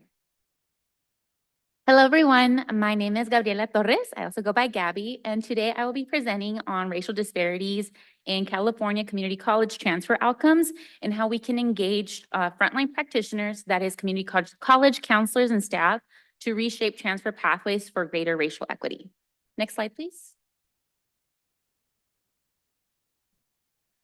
So the California community colleges, which I'll be referring to as the CCCs, serve as a critical access point to affordable higher education, particularly for racially minoritized students who account for a large portion of the student population. Transfer pathways are a cornerstone, providing students with the route to earning a baccalaureate degree. Next slide. While California community colleges, the CCCs, serve as a critical entry point for higher education, according to a recent report by the Public Policy Institute of California, racially minoritized students remain underrepresented among transfer enrollees at UCs and CSUs relative to their share of transfer intending CCC students. This was also found in the latest audit report by the California State Auditor on transfer pathways. And these trends indicate systemic inequities that need targeted interventions. Next slide. So one of my challenges this semester was obtaining detailed transfer rate data by race and ethnicity. And that's something that I'm still exploring and revisiting. But for now, I relied on reports for a high level view of trends. And in this slide, we see the racial ethnic breakdown of transfer students enrolling at UCs from 2001 to 2022. And to the right-hand side, just to provide an example, I provided a snapshot of CCC student enrollment in 2022. And we can see, for example, that Black student enrollment was 85,479, approximately 5% of the CCC student population. Next slide. However, and again, this is the same graph that I had before, but gives us a snapshot of the UC transfer enrollment in fall 2022. And we can see that only 952 students, Black students transferred in fall 2022. And while not all CC enrollees intend to transfer, these numbers for me raise questions on who has access to obtaining a baccalaureate degree, especially as the master plan of higher education does stipulate four-year universities should be providing spaces for CCC students to complete their bachelor's degrees. Next slide. And so given these disparities, the question becomes how might frontline practitioners, that is counselors and staff, reshape transfer pathways to achieve greater racial equity. Next slide. Research highlights the pivotal role counselors and staff play in transfer student success. They help students navigate complex transfer requirements, provide personalized support, and act as bridge builders, connecting students to critical resources, programs, and opportunities. Next slide. A report by the RP Group emphasizes the impact of counseling services. As shown in the quote, 62% of Black students who met with a counselor several times felt focused and motivated toward their educational goals, compared to just 43% of those who met with a counselor only once. Again, highlighting the value of consistent, meaningful counseling support that feels nurtured, engaged, and connected and valued. Next slide. So moving to my recommendations to engaging and empowering practitioners or frontline practitioners to reshape transfer pathways. One key strategy is leveraging data. This includes collecting and analyzing transfer rate data by race and ethnicity, if this isn't being done already, using a methodology that best captures students' intent to transfer and allows for timely analysis. It also begs the question, who is responsible for collecting data and monitoring those outcomes? Data is a critical tool for identifying inequities, but its transformative potential depends on how frontline practitioners interpret and act on it. That means engaging practitioners in equity-minded sense-making to examine practice rather than perpetuate deficit framing narratives that disproportionately harm racially minoritized students.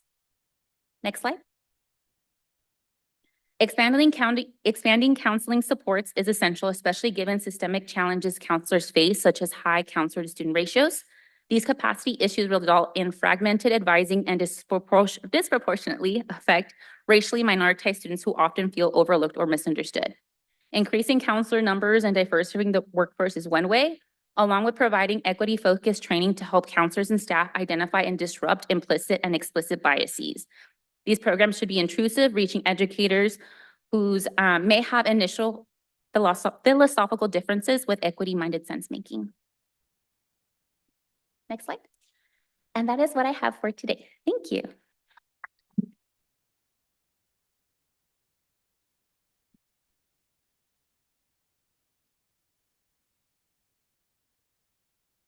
Okay, hi everyone. My name is Maya Hotchkiss, and today I'll be talking about equity and safety for precarious workers. Just to preface, there are many types of precarious work, including street vendors and domestic laborers, and these folks tend to have fewer labor protections, riskier work environments, and face health adversities. And one type of precarious work with significant racial and gender disparities is sex work, which refers to the consensual exchange of sex acts for money, resources, or other things of material value between adults. Sex work is currently illegal in all 50 states, except some rural counties in Nevada, following the federal prohibition in 1910, which was actually part of a xenophobic campaign in response to rising rates of immigration. This illegality is a prime example of how today's seemingly race and gender-neutral laws are tied to deeply racist origins and modern-day racialized and gendered enforcement. Next slide. So Black, Latinx, and transgender adults are overrepresented among sex workers. And rather than preventing sex work, criminalization and prohibition promotes state-sanctioned violence against communities of color and trans folks. So this includes disproportionate surveillance and arrest of Black and Latino women, especially trans women, under anti-loitering and anti-prostitution laws, disproportionately high rates of people of color and trans women among those incarcerated for these offenses, harsher penalties for people of color compared to white individuals for the same offenses, and it furthers the cycle of poverty, health, and safety disparities already faced by marginalized groups. Prohibition also hurts sex trafficking victims, often subjecting victims to carceral responses and additional trauma, allowing traffickers to exploit prohibition to coerce their victims, and increasing barriers to victim identification and care provision. Next slide, please. So prohibition continues to prevent those who do sex work from accessing services that prevent violence and support health. And research has found that prohibition increases barriers to care, stigma, risk of health adversity and violence exposure, and financial instability. Prohibition of sex work has also been associated with higher risks of HIV, violence, denial of health and health support services, police-perpetrated abuse, and incarceration. Next slide. Next slide, please. Thanks. Okay. However, decriminalization is endorsed by leading public health and human rights organizations, including Amnesty International, the World Health Organization, the Human Rights Watch, and the American Civil Liberties Union, among others, along with organizations led by sex workers and sex trafficking survivors. Decriminalization is distinct from legalization, which has been criticized for high regulatory and financial barriers, limited access to legalized spaces for marginalized folks, lower wages than independent sex work, and financial exploitation of workers by brothel owners. Legalization has also been found as less effective to address sex trafficking. However, key benefits observed in places who have achieved decriminalization, including New Zealand and New South Wales, have found overwhelming benefits. The few I want to highlight here are lower risk of police and client violence, enhanced access to healthcare, legal protections and social services, and reduced risk and transmission of HIV. Next slide. So what does this have to do with California? There are several policies that impact sex workers in California that pose as an opportunity for change. This includes Penal Code Section 647B, which permits disproportionate targeting of trans individuals, people of color, and those experiencing homelessness, and contributes to these less safe working conditions. Also, Penal Codes 266H and 266I, which can be used to target support and resource exchange among sex workers. However, California did take a significant step towards addressing problematic sex work laws, notably through the Safer Streets for All Act, which demonstrates potential for change here. Next slide. So in addition to sex work specific policy, there are other pathways to change. First, we need data to support our ability to address this issue. So advocating for the inclusion of sex work related items and surveys can help us clarify best paths forward. Additionally, we need funding to support research and intervention efforts. Funding this type of work and advocating for the removal of restrictions in place by funding bodies that prevents research on alternatives to prohibition can help us advance a public health and human rights approach. And lastly, addressing social determinants of health that contribute to being involved in sex work and buffer negative consequences of prohibition can support sex workers. And this includes expanding access to housing, healthcare, safer drug resources, financial support, and other safety and health enhancing resources. In closing, the decriminalization of sex work provides a framework that can inform protections for numerous precarious forms of labor through acknowledging that precarious work is legitimate labor. This will progress us towards labor protections, fair wages and benefits, and reduce stigma and exploitation for all workers. Thank you.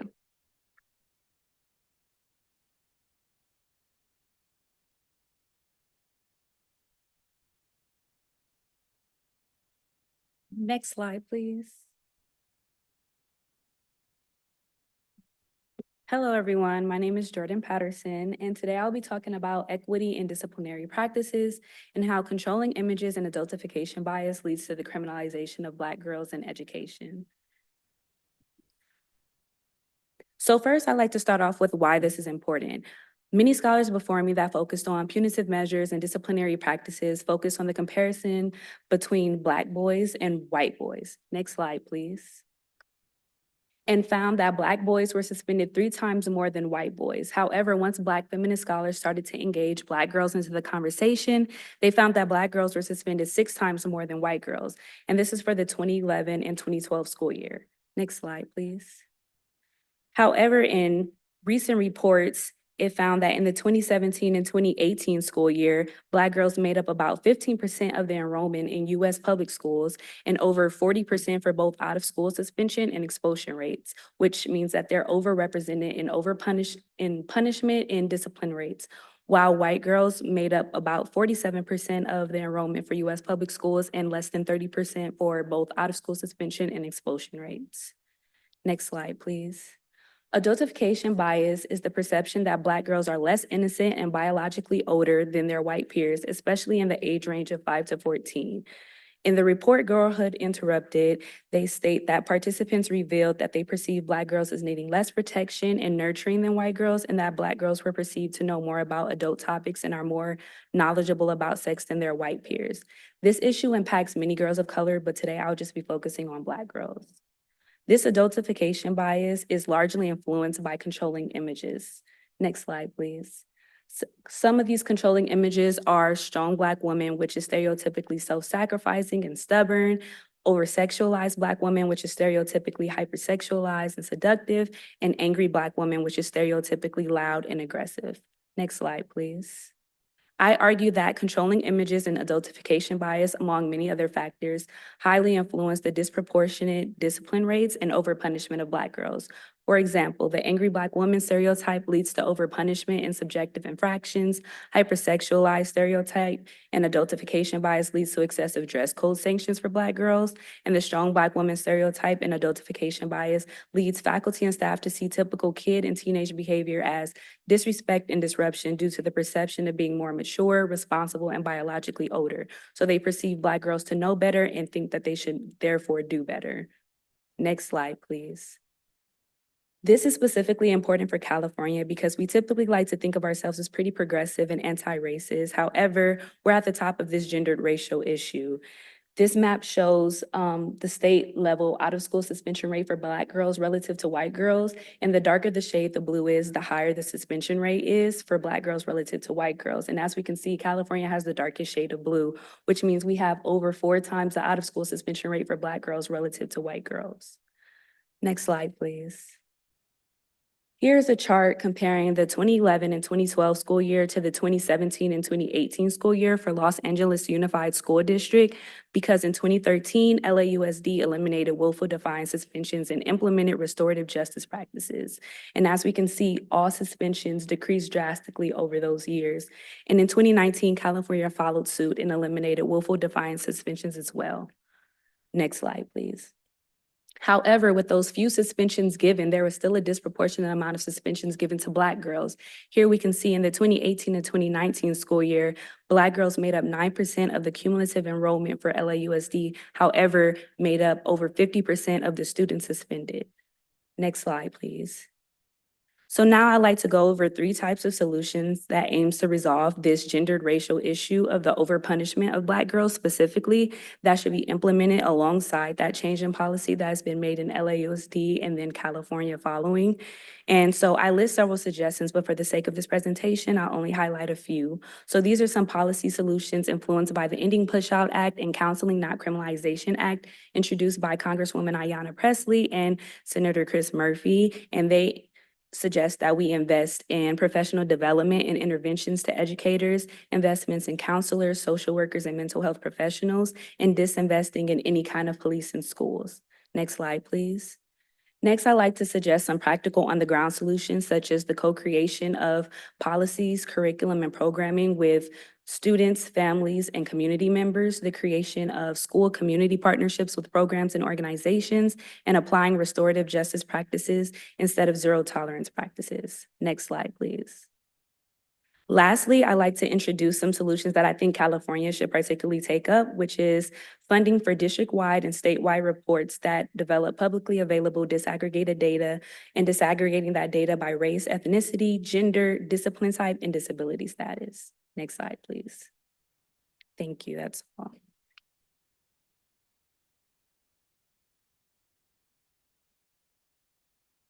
Next slide, please. Next slide, please. Another one, please. Thank you. Hi, everyone. My name is Clara, and my presentation will be on equity in health, examining uninsurance rates across race and space. And if you need reading glasses or require glasses at all, I'm going to be presenting original data and maps, so I encourage you to take those out if needed. Thank you. So California has been experiencing steady declines in uninsurance since Medicaid expansion in 2014 under the Affordable Care Act. Since 2014, it's dropped from around 14% to 6% in 2022. And currently there are near universal health coverage options for all California residents, regardless of immigration status. But despite these universal coverage options, there's still a significant percent of individuals who remain uninsured, and this varies substantially by subgroup. Next slide. So this begs the question, what groups are being left behind and where in California?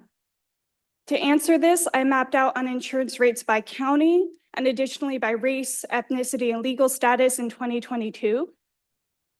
I look at counties because these are the main administrative agents for important programs like Medicaid and also house departments of health and human services. Overall, I hope this research can demonstrate how spatial analyses like these can uncover underlying variation in important social problems like uninsurance. And additionally, answer the following questions, which are, do uninsurance rates vary for different subgroups and across counties in California? Who's being left behind as coverage options continue to expand?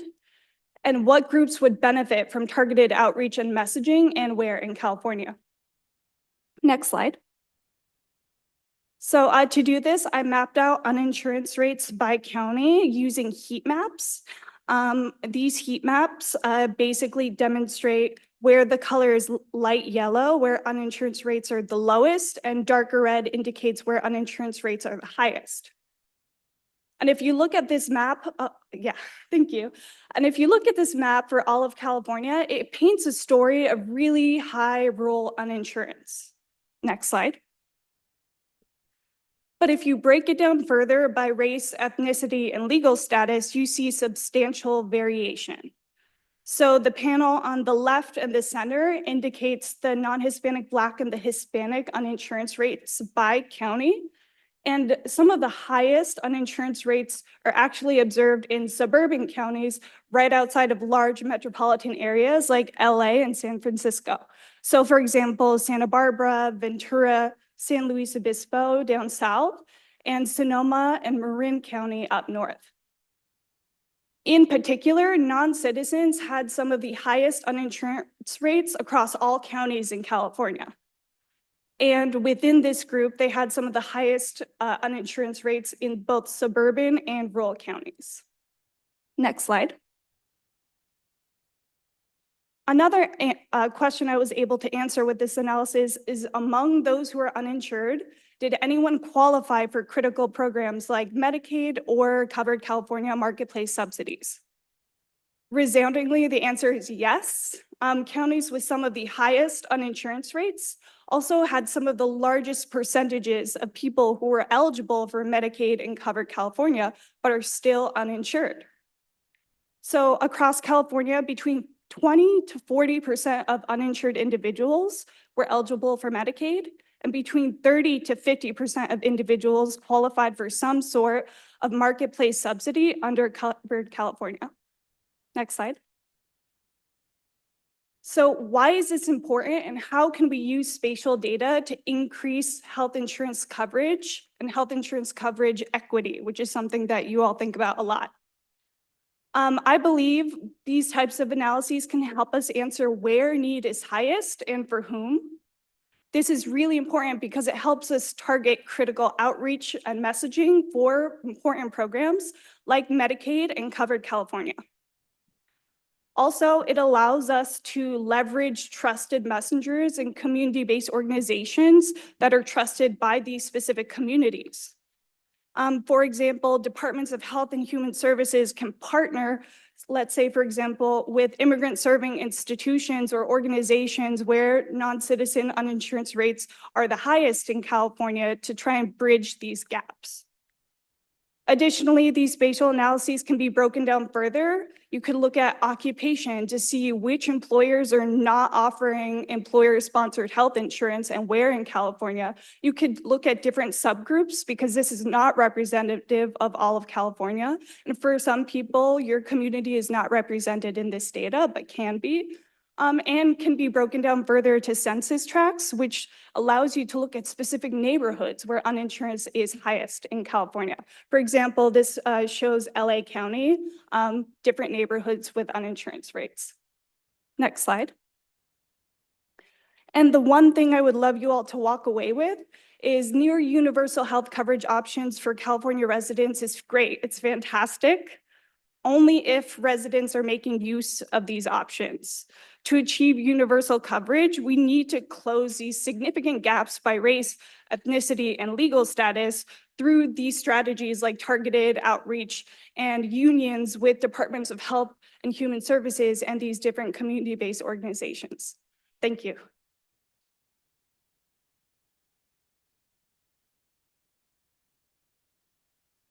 Thanks. Well, we'll turn things back to Chair Wood, I guess, to see if there's a question or two. I did want to say that there were, I think, several unifying themes here. One was the importance of disaggregation and also of looking for disparities where you might not have thought. The adultification of Black girls, the vulnerable and precarious work, including sex work, these fact that the uninsurance rates are so high in suburbs, which I think speaks to a lack of infrastructure, and of course, the critical role of frontline practitioners. A second theme I think that emerged is the excellence of USC graduate students. And then the third theme that I think that emerged, if you listen carefully, is each one called for more data and created, I think, opportunities where the state could collect data to live up to the accountability that, for example, Commissioner Matthews was raising so much earlier with regard to power, because power is about forcing accountability, but you can only force accountability if you've got the data and the metrics to know whether or not we're actually doing okay on community college transfers, for example. So with that, let me see, I think, Director Estes, we might have time for one question. We can take one or two questions. Okay. Commissioner Salas and Commissioner Matthews. And maybe Commissioner Maldonado, Commissioner Wright. So that will go with that order. I will do my quickly. The first thing that I really wanted to note, and I think that we should take as a lesson around the framework, is the importance of the visibility of data. I was blown away by those community college numbers in terms of how many people were there, present in each of the different groups, and how few are actually transferring. So just that visibility and that comparison. And I think it's so important for whatever data we have and how we make it really known to the community in order for there to be action motivated by that. I was also really struck by this idea of not legalization, but decriminalization in the sex work piece, because it's interesting because we've done a lot around decriminalizing of street vending and how different that is than when we passed legislation to legalize cannabis and who actually took power. So I was looking at some of that data that you put down around who was actually getting the money in Las Vegas. I know it's supplemental, but that piece or in Nevada, that piece was very important. And then finally, around sort of the Medicaid, it's always in the organization I work, we always say nothing is won until people benefit from it.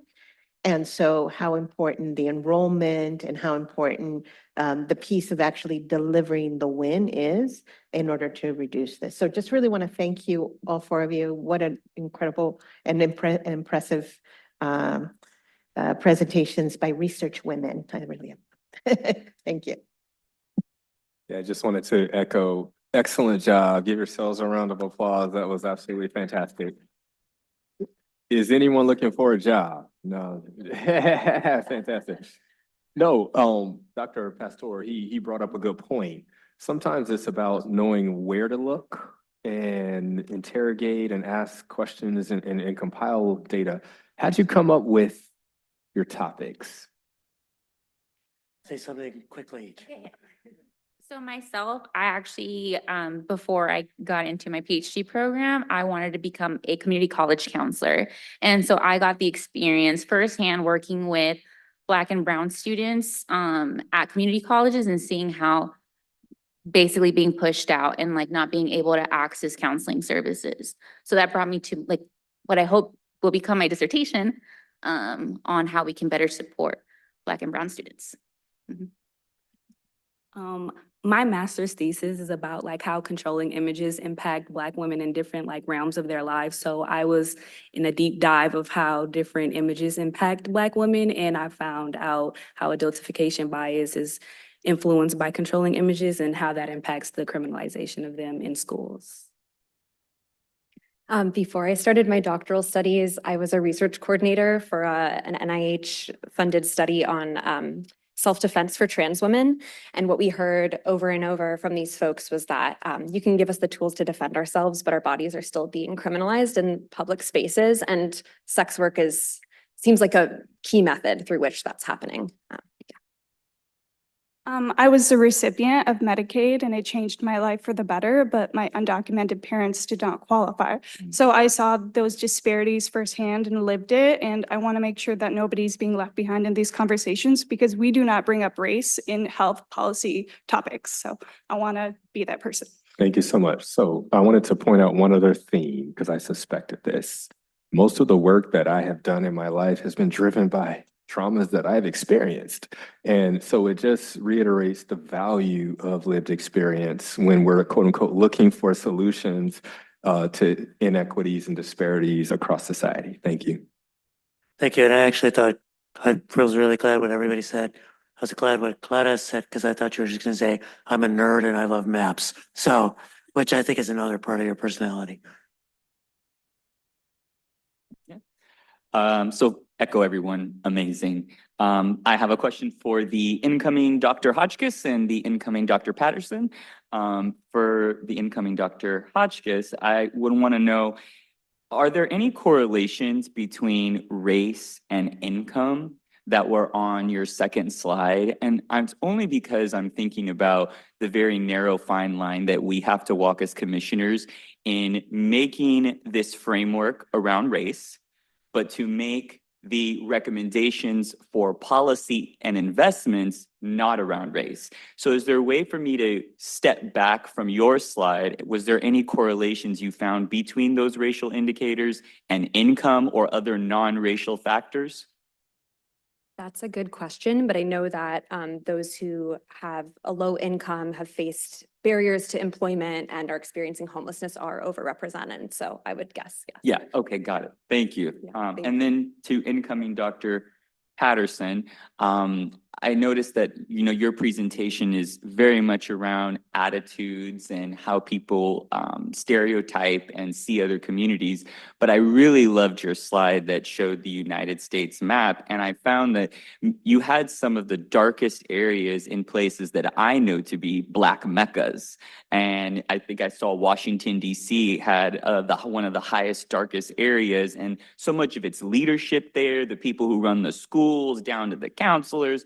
What are you finding in terms of the areas that had dark or had high levels for the stereotypes that you were referring to?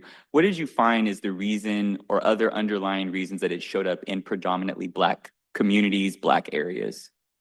Yeah, that's a really good question. And I haven't necessarily done too much research on all different states in the United States, but I will say I think a big finding within like the reason why those places may be like darker shades of blue is because this adultification bias impacts like all people of color. So even when we have Black teachers or Black women teachers, it still impacts those Black girls. Thank you.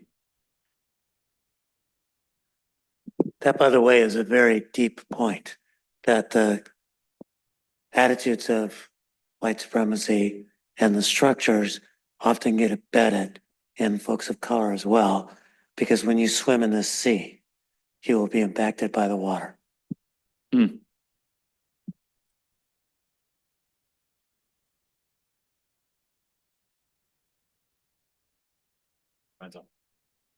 Okay, I'd just like to say thank you, junior commissioners. Wow, this work that you are doing, have done, you should continue, no matter what path you take as a career, because it's all of our responsibility to be a part of the solution. So that's just my word to you all. Thank you so very much. Time for a selfie. Anybody got a cell phone?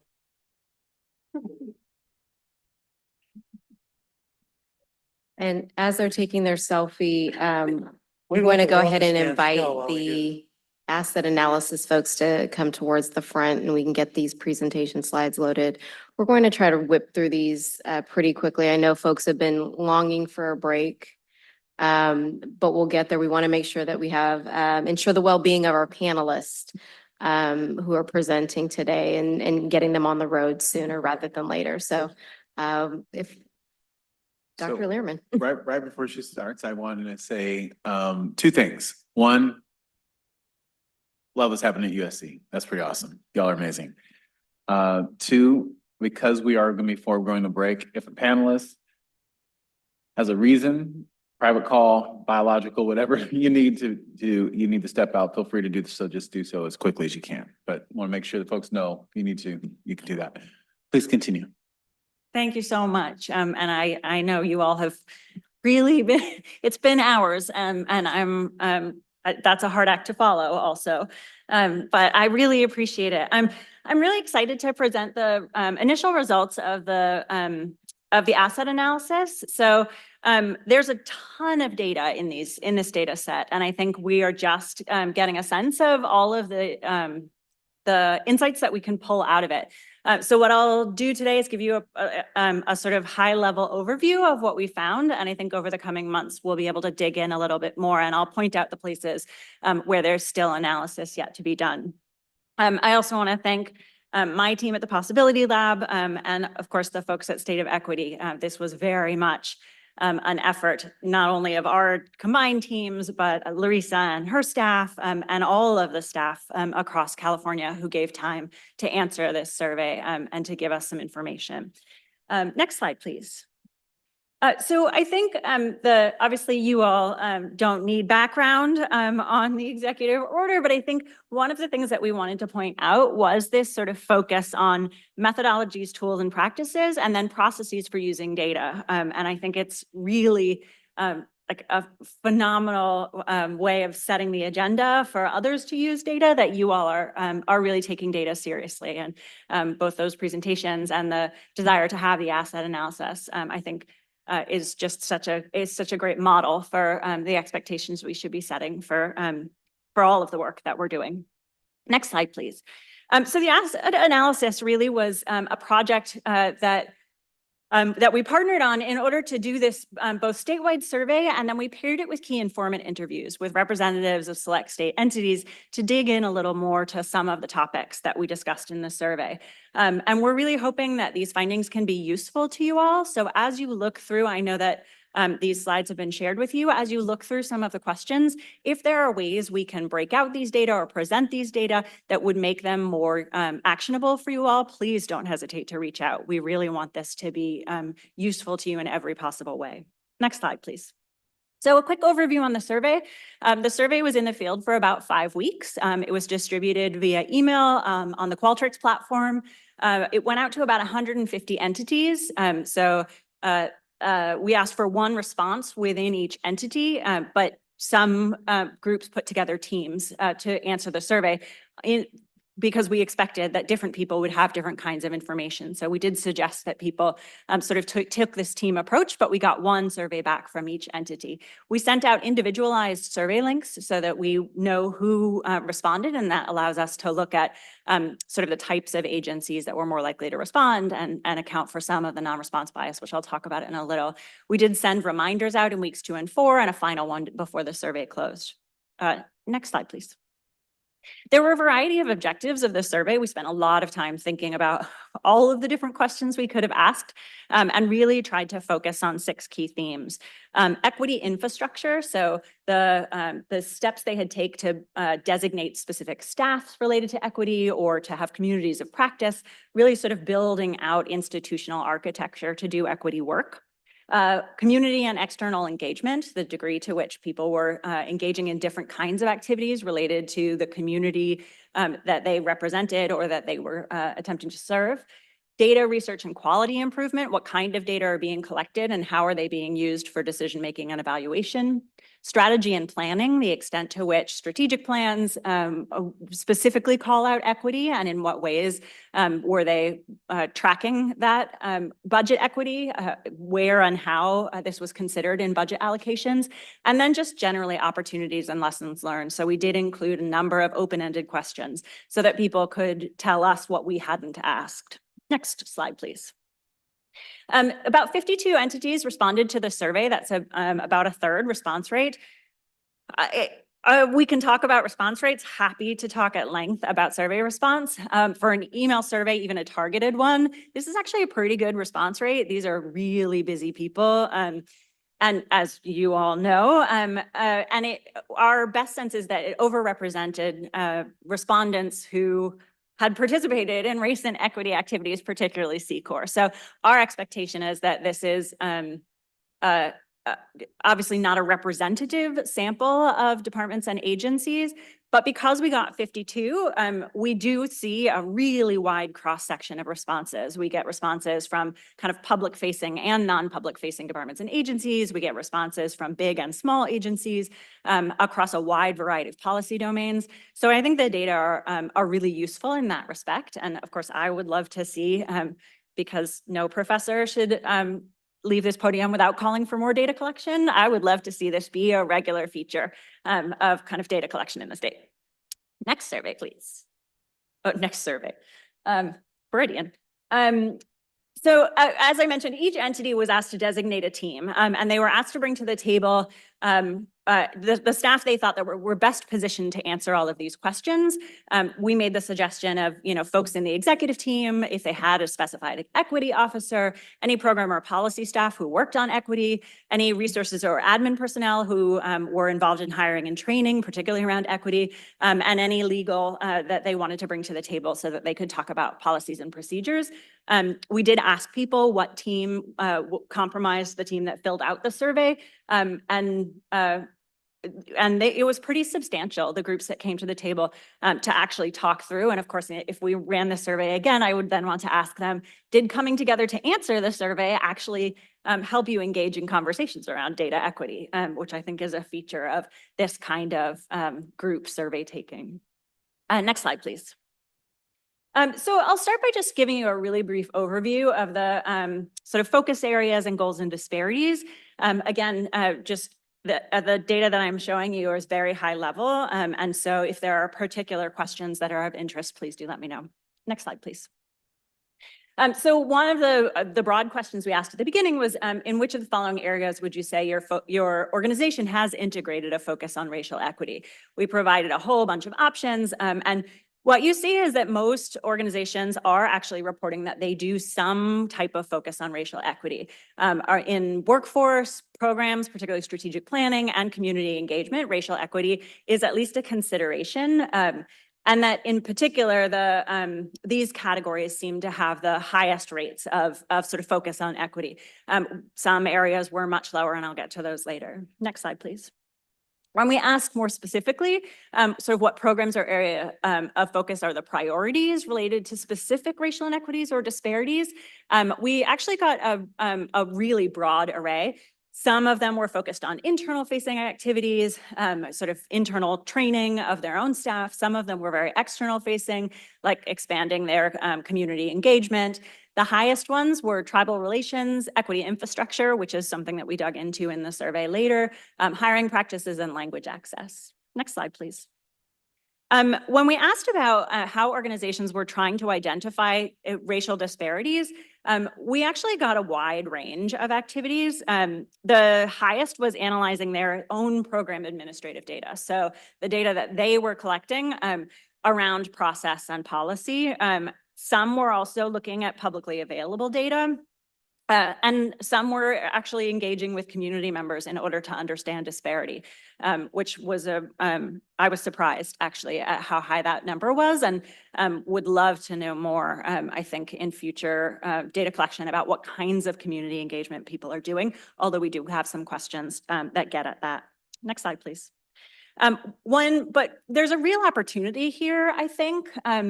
And one of the comments that was made earlier was about making sure that this is not just a high level theoretical framework, but really something that can be used as a tool and a resource. And I think one of the real opportunities is that almost half and slightly more than half, if you include unsure, don't know, of departments and agencies said that they need support in identifying racial equity. And really thinking about how to define inequity, how to find the right data to analyze, and how to analyze those data. So I think thinking through what the framework can offer in that area could be a really promising contribution. Next slide, please. So next we asked about equity infrastructure. So this was any organizational infrastructure designed to support equity work. Next slide, please. We asked specifically what type of infrastructure, if any, has the organization put in place to support advancing equity. And here there was a lot of talk about kind of equity work groups or specific staff.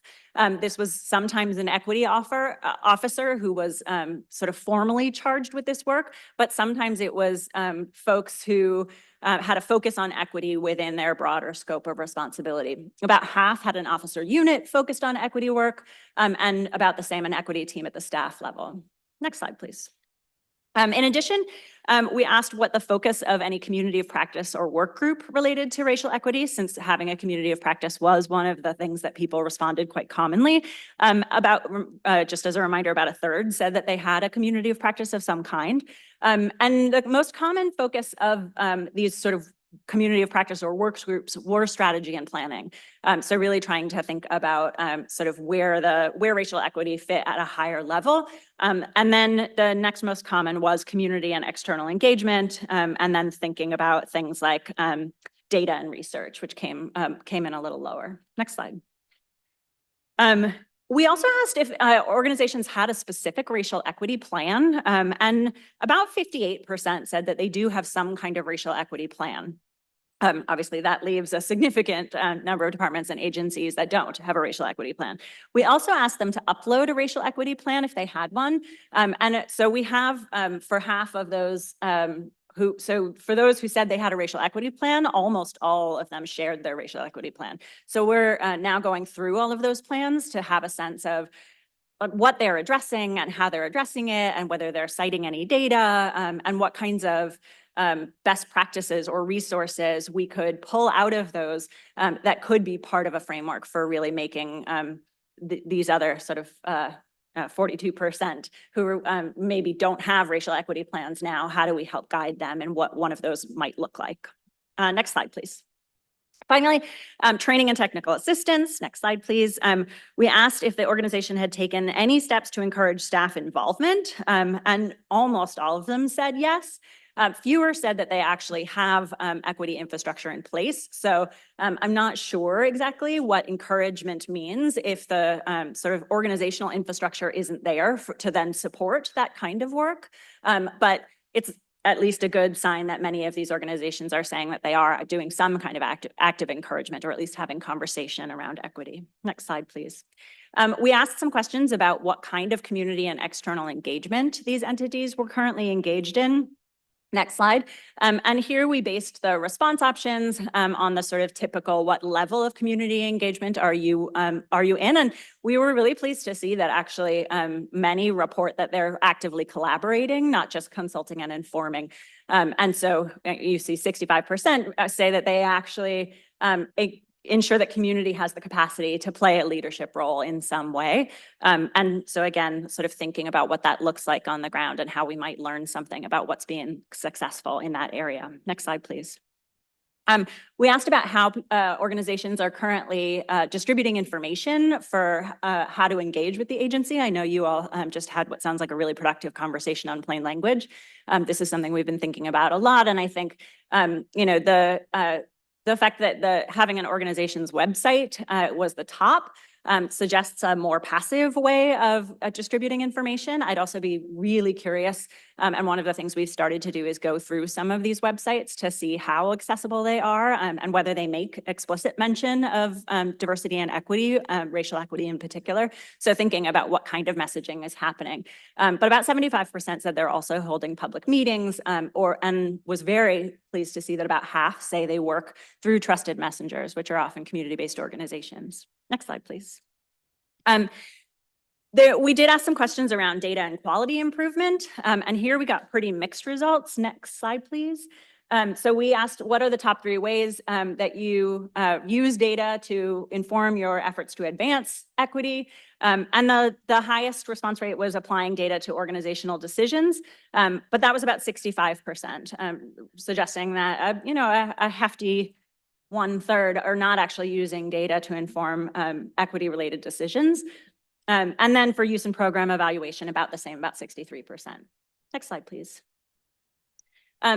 When we asked about kind of reviewing your equity work, not just strategic decision-making, but also understanding your own success in this area or the places where there's more opportunity to grow, about half were using outcome measures and about 37% were using process measures when they were thinking about understanding their own equity work and effects on equity. Next slide, please.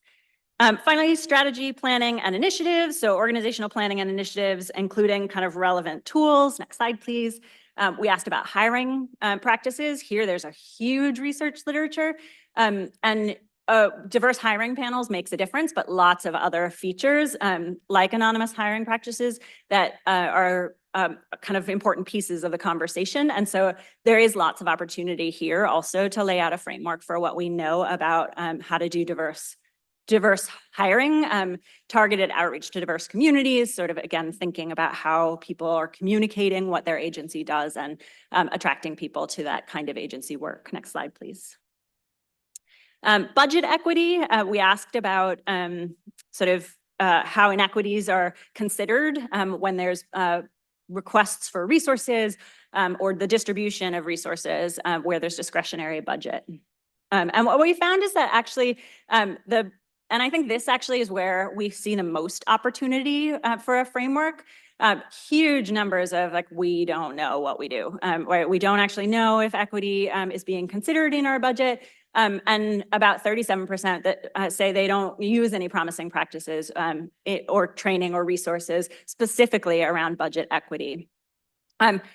Pair that with the next slide. What are you most hoping to learn as it relates to integrating racial equity specifically into budget? Huge amount of interest. So it isn't necessarily resistant to doing this. It's a lot of like, we haven't really thought about this in a really systematic way.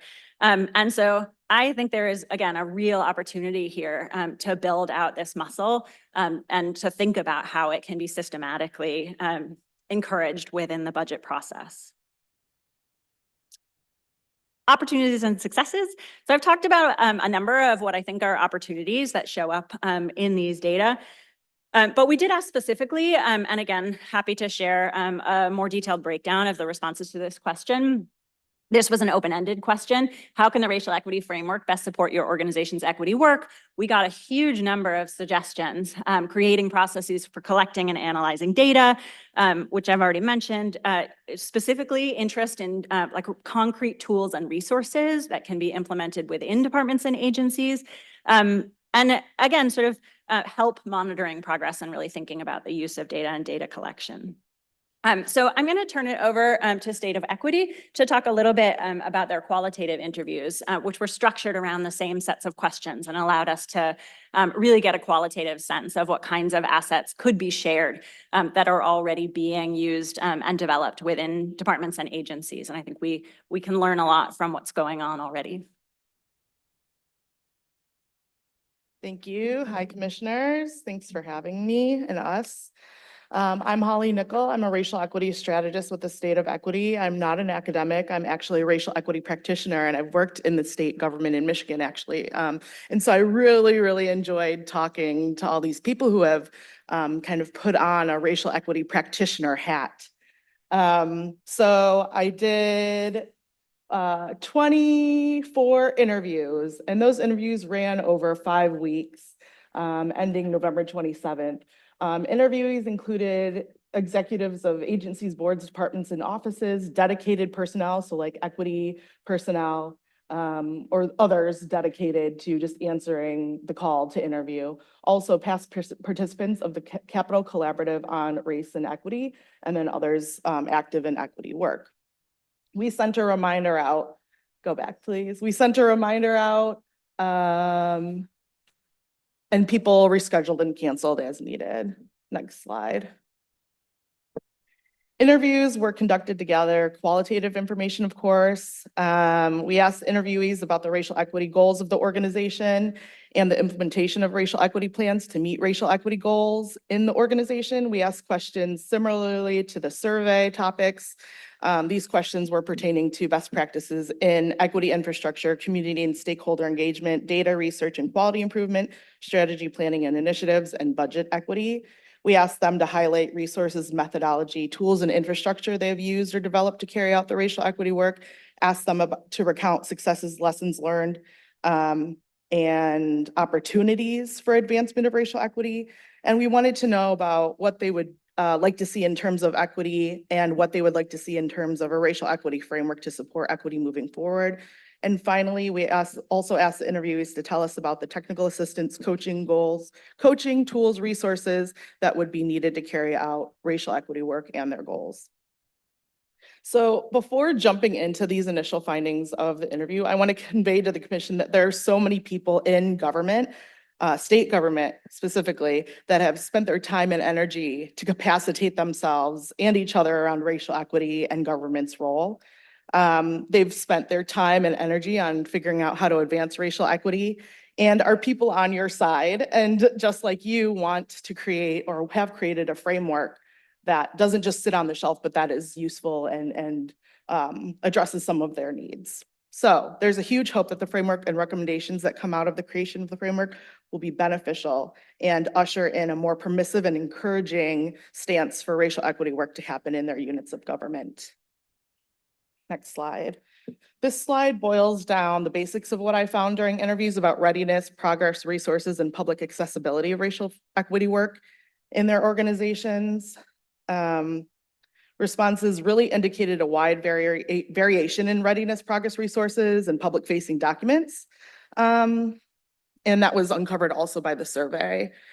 Some organizations have racial equity action plans created, are in the implementation phase of those plans. Some plans are public, some are internal to organizations, and some organizations are a few years into completing and revisiting their plans.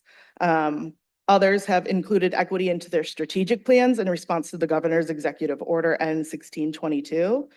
And many have embedded equity into their strategic plans, but do not have the people, budget, infrastructure, and other resources to carry out those plans. The number of people and structure to carry out or hold equity work also varies from whole units of government being responsible for racial equity work in the organization to only one person formally holding the work or no people formally holding racial equity work for their organizations. Successes were widely ascribed to executives, managers, and other leaders who signal that racial equity is a priority. But not only do the leaders need to signal and communicate that racial equity is a priority, but interviewees from organizations also said that that were further along, those organizations that were further along in implementing racial equity action plans also attributed success more widely to those managers, leaders, and executives taking action to support racial equity priorities and strategies in their organizations via allocating resources, positions, time, and funding to racial equity efforts. And along those lines, I do have a quote from one of the people that I interviewed about leadership and buy-in. So it has been clear to me that equity is viewed as an everybody affair. It just feels like a shared sense of responsibility and interest and goal for everyone in the leadership space. And that's how it's been presented to staff. It's not just equity staff over here. We do a lot of things, but equity is not only ours. Our leaders are very clear on equity programmatic outcomes that we're trying to get people to reach. Equity is not just a side project that someone else has. Success was also undergirded by the ability of staff to attend outside capacity building, training, and technical assistance efforts about racial equity and related topics. Many of the people that I talked to carry out the work said that the work needed we needed to be able to have staff to be capacitated so that they're ready to act for racial equity in their positions and across their units of government, which is sometimes hard because the procurement of outside trainers and that sort of thing has been hard to do. Next slide. So lessons learned. It was clear that interviewees had learned that leadership support is very important in advancing racial equity in government. So people talked anywhere from leadership from the governor level to the department head level and into other executive leaders and management in their organizations that have a big impact on the priorities of the respective units of government. And those people approve the work of the staff to work on racial equity, right? And so if you don't have a leadership buy-in and kind of action on that, a lot of racial equity efforts are kind of thwarted. Many times during the interviews, there is also a theme that more accountability is needed, and you don't often hear people asking for more accountability, but they were asking for more accountability. They were saying that without accountability mechanisms and measures, the work of racial equity will fall to the wayside. And in line with that, there is a quote from them that says, a lesson learned is that a really crucial piece of oversight is a lesson learned is that a really crucial piece is oversight or accountability. There doesn't have to be a negative consequence, but there should be checking in. These are my marching orders. I think there is going to be reporting or some sort of accounting at the end of the year, and then nothing. There hasn't been anything. Another person said, what other priority is so opt-outable? Why is there little to no accountability for racial equity work? Interviewees have also reported that even though there are some tools, guidance, templates, et cetera, to carry out racial equity work that they have located or created that might have been helpful, more in coordinated resources that will help across the whole of state government will be even more useful. So many departments have reached across silos and coordinated to understand helpful, promising practices and resources that would be helpful. But those efforts are not yet happening across the state apparatus. And so that's an opportunity for the framework to offer more coordinated resources and guidance. Respondents also said that more outside training and technical assistance is needed, specifically to create racial equity action plans and support nuanced implementation of those plans. And again, those in government are having difficulty securing outside expertise because of budget limitations and contracting restrictions. Lastly, many of the people I interviewed reported that community of practices have been really, really helpful in their learning and capacity building towards racial equity. Interviewees mentioned that formal and informal communities of practice have helped them feel less isolated and more connected to others and the work, and have helped them understand promising practices and resources and tools, and spark new ideas to advance racial equity. And they mentioned specific communities of practice, such as the Capital Collaborative on Race and Equity and Local Capacity Building and Community of Practice Initiative, Government Alliance on Racial Equity, as well as smaller communities of practice within their specific units of government have been very helpful. And what they're looking for to the Racial Equity Commission or the framework is to include guidance and recommendations regarding creation of a community of practice across the state apparatus where where peer learning can take place around racial equity strategies. Next slide. So moving to a slide about what people would like to see in the framework. And again, some of these responses you've seen in the lessons learned. It just signals that they're important to understand. So interviewees wanted many things included in a framework, but not limited to coordination via disseminating promising practices, tools, and statewide templates, such as equity assessment templates, budget templates, objectives, performance measures all around equity, guidance and support via recommendations or offerings of training, technical assistance, implementation of promising practices into practice, definitions for racial equity in related terms, and the why of racial equity is important and why it's critical to prioritize in government were also something mentioned that it's very important to kind of get guidance on or coordination on. And then regarding promising practices and practical implementation of best practices and racial equity strategies, one person said, it's all good and well to have these bigger guidances about best practices, but it's different to have the best practice and you're the person implementing it. And what does it actually mean in your position? And so what they're looking for is not just best practice, but also very specific, nuanced guidance, technical assistance, and training about how to put that best practice into work, like in their specific positions and departments, in different units of government. Respondents also drove home the point that they want to include the framework's guidance, support, and recommendations to control agencies so that they capacitate around racial equity, and for control agencies to be able to create tools, guidance, and templates that would help coordinate and guide other units of government to apply racial equity strategies in important areas of governance.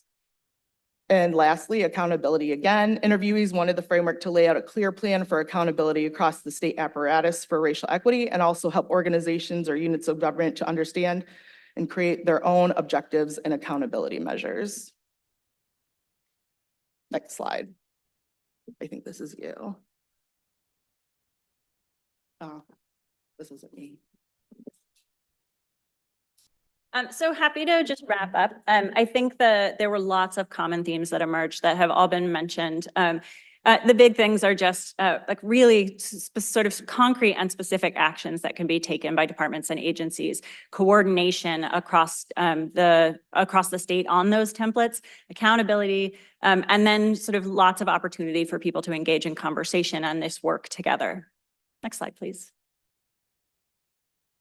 And so as you think about both how these data can be helpful to you and also about the work, thinking about these questions of system-wide coordination and the role that the framework can play in providing that, of really providing a tool and a template for departments and agencies who want to do this work but don't currently have the kind of knowledge or capacity or resources. And then all things data, right? Need for more data collection, both to identify disparities, to develop measures, but more concretely to really inform practice, to think about not just how we collect data and it sits on the shelf, but how it can be deeply embedded into the work that's being done. Thank you. I'm happy to answer any questions if you all have time. Yes, thank you, Dr. Lerman and Holly.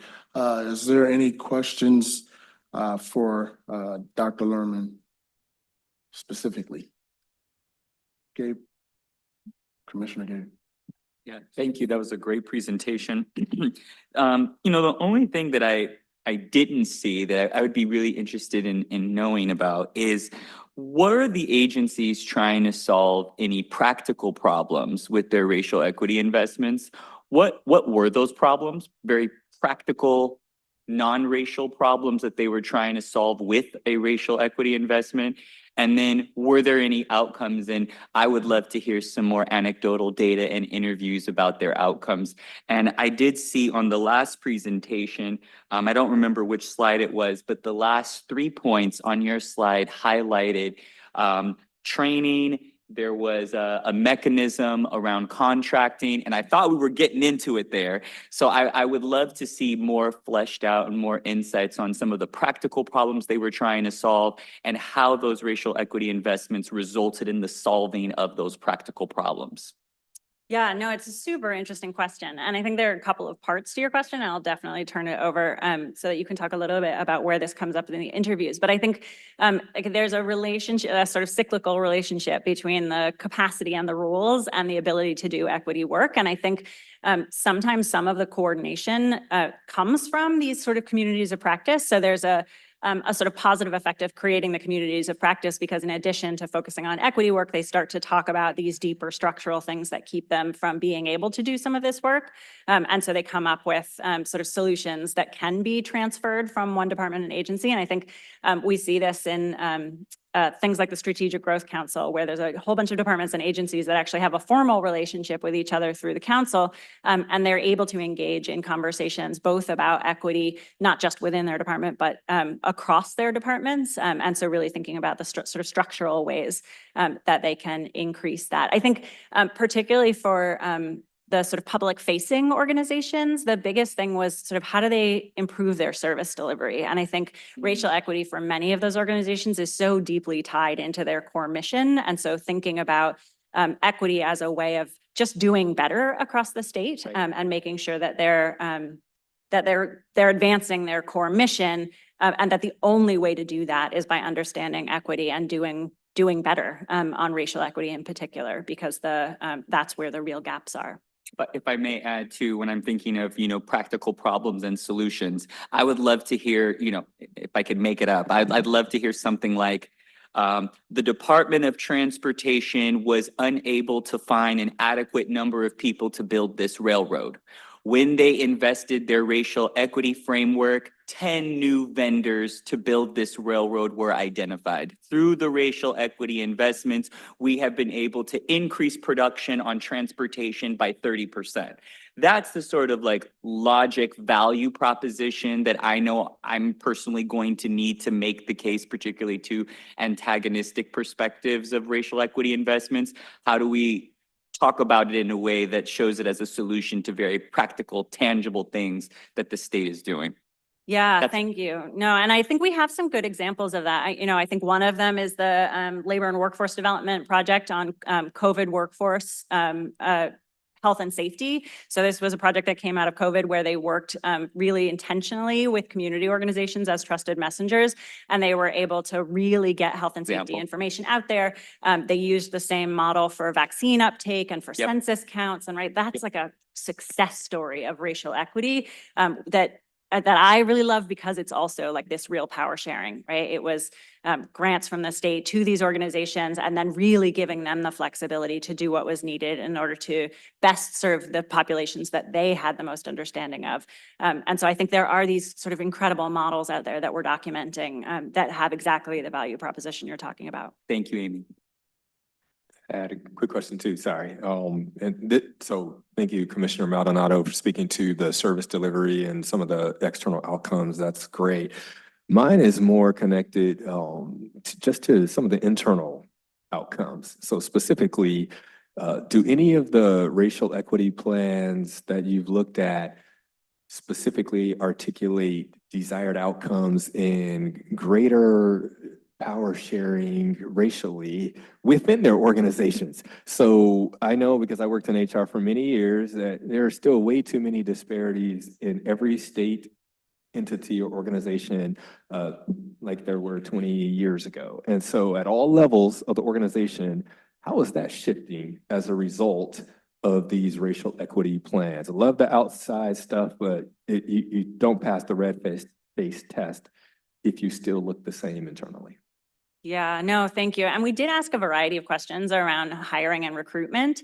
I think some of the, and I can give you a really specific answer once we finish doing an analysis of the racial equity plans and can let you know kind of where specifically that shows up.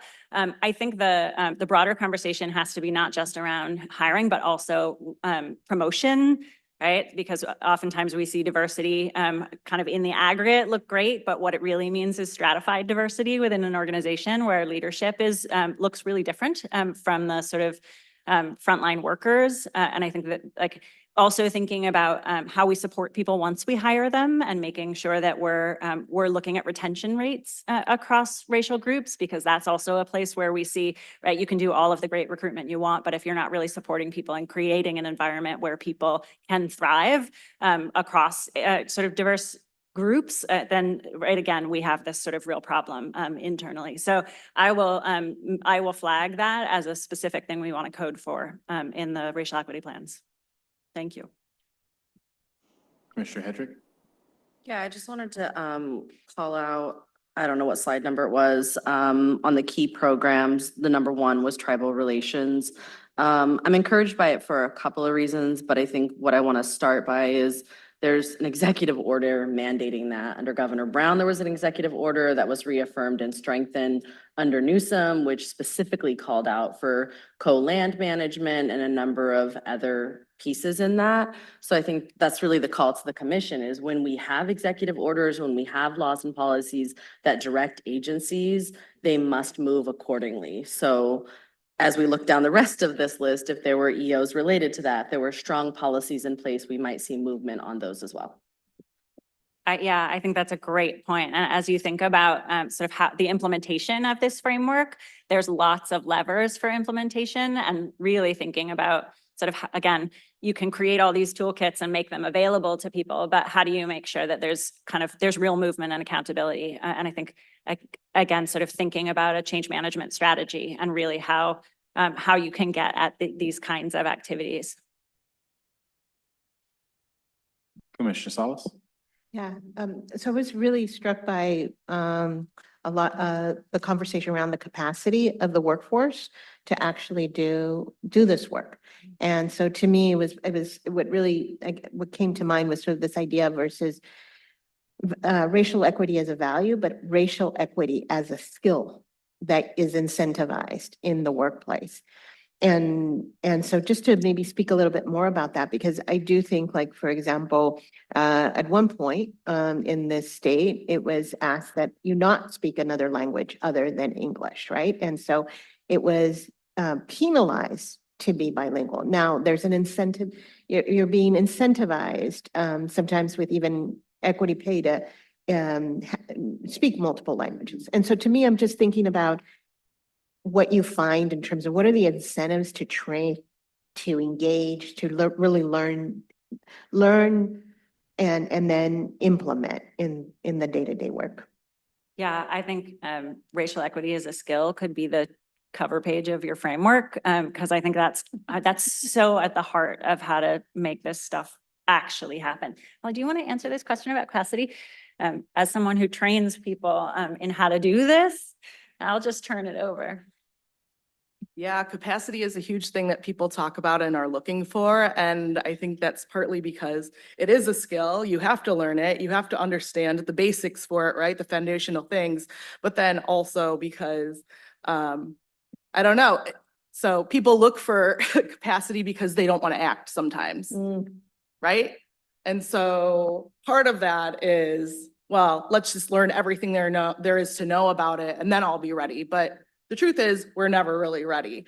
When I was talking to people in the interviews, there were a couple people that did talk about the language, sort of like, is it speaking another language and getting money for that, or getting, you know, an extra like incentive for that. And someone talked about, is there a way to make a certificate for racial equity skills? You know, and then it's incentivized in the same way that someone that speaks another language would be incentivized. So that's really up in the air. And maybe that's a recommendation, I don't know. Chair Wood?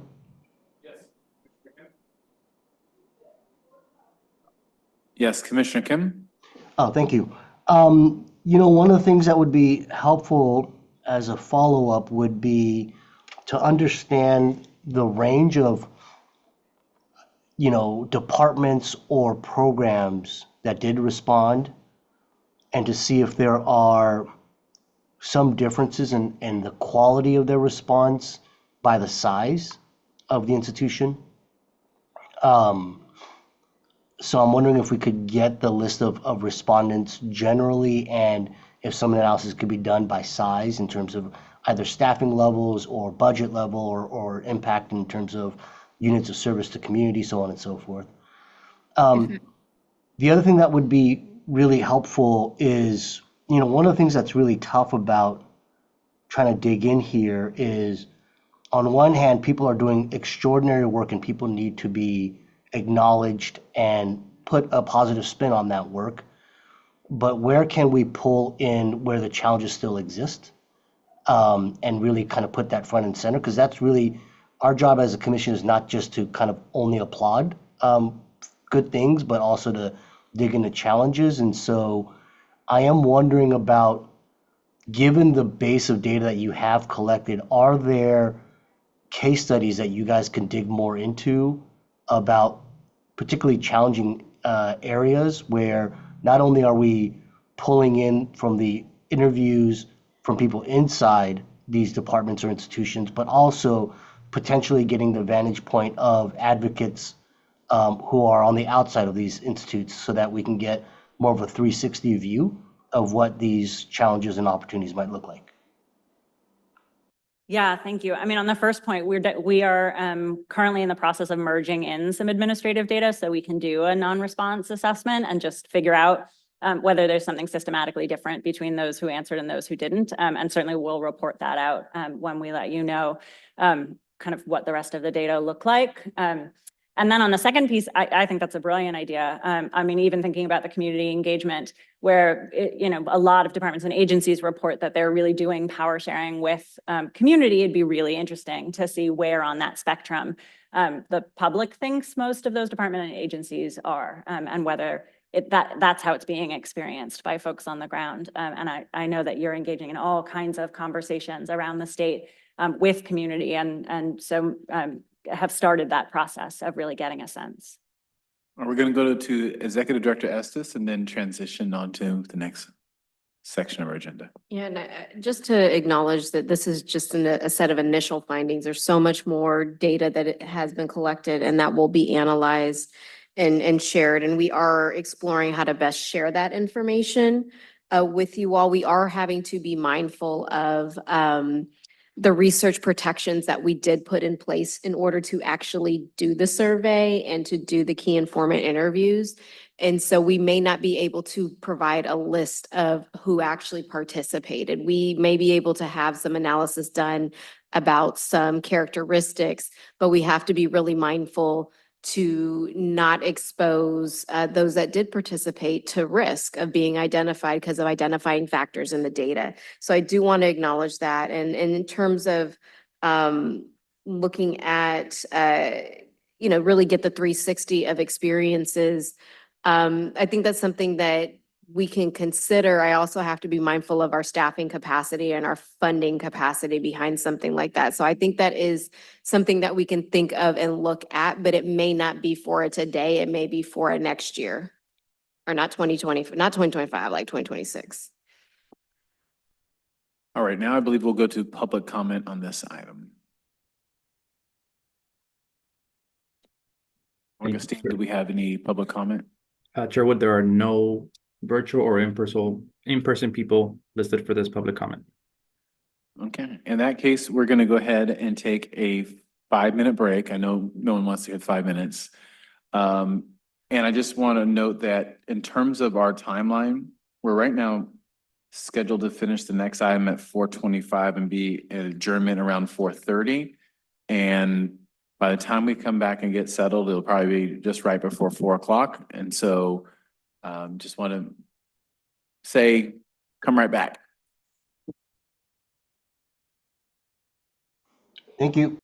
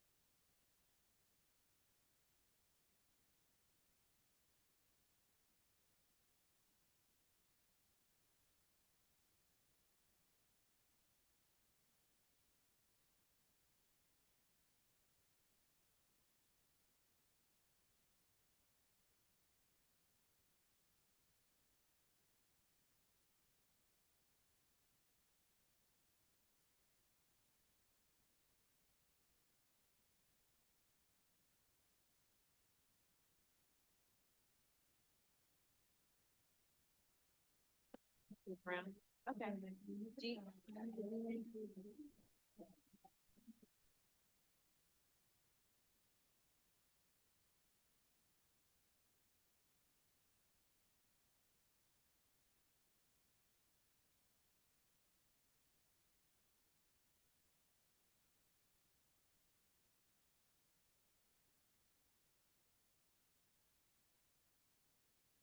Activity online.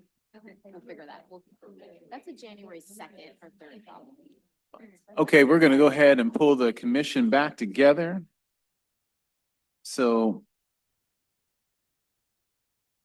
we're gonna move on to agenda item 7, which is a committee discussion that explores the key themes and reflections from our 2024 meetings. We're turning it over to Joyce to lead the discussion. All right. Good afternoon, commissioners. Hopefully folks are feeling a little bit recharged after that break, had a bit of a chance to get water, stretch your legs. I know that today has been full of a lot of information, right? Presentations, asset analysis findings, research. And what I'm really excited about for the remainder of the time we have today, about 30 or so minutes, is getting to get into conversation about not even just about what we've heard today, but about what we've really been hearing as a commission over the course of this first year together. So that's sort of, kind of the framing of how we're going to enter this conversation. We originally had 2 discussions, as you'll see up here. This first one is about looking back. And then depending on how much time we have as we move through this exercise, we'll spend a little bit of time starting to talk about what does this mean for the path forwards.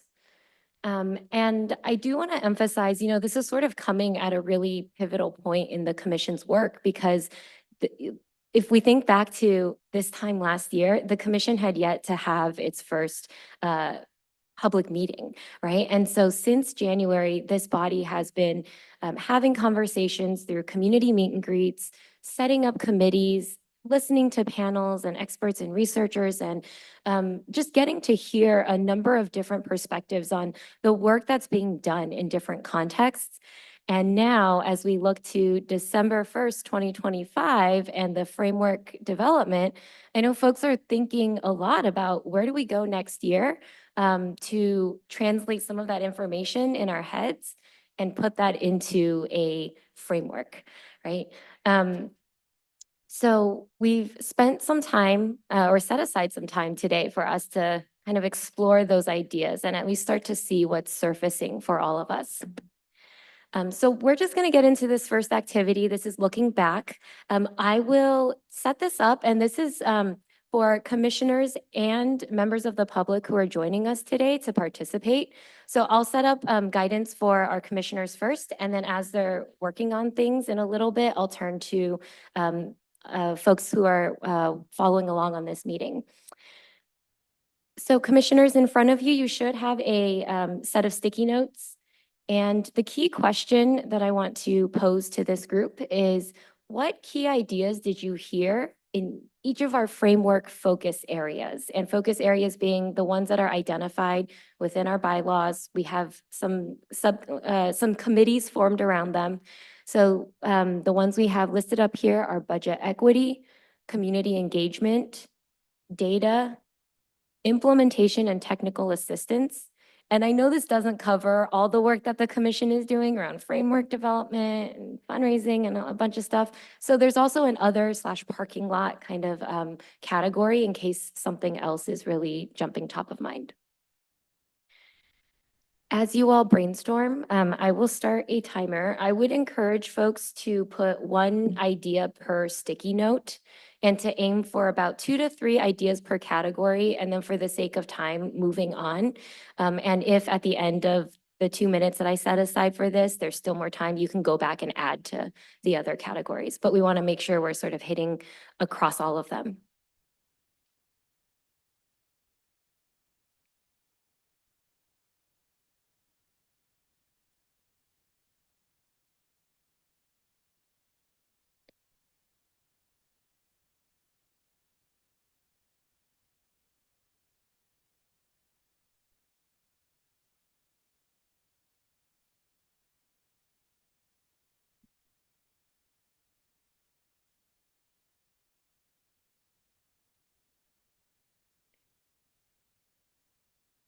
And as our commissioners are brainstorming for members of the audience here with us today, I would also encourage folks to be thinking about this. Like, what are the key ideas that are coming up for you? Because in a second, once we start posting things, we'll be asking you all, if you want to engage, what is resonating with you, right? So just start thinking about those areas. Folks who are joining us online, there's also a way to engage. We will post these slides and the results after this meeting.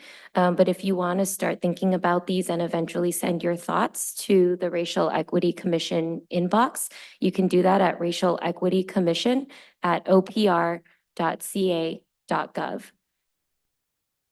And I think one of our staff members can put that email in the chat as well.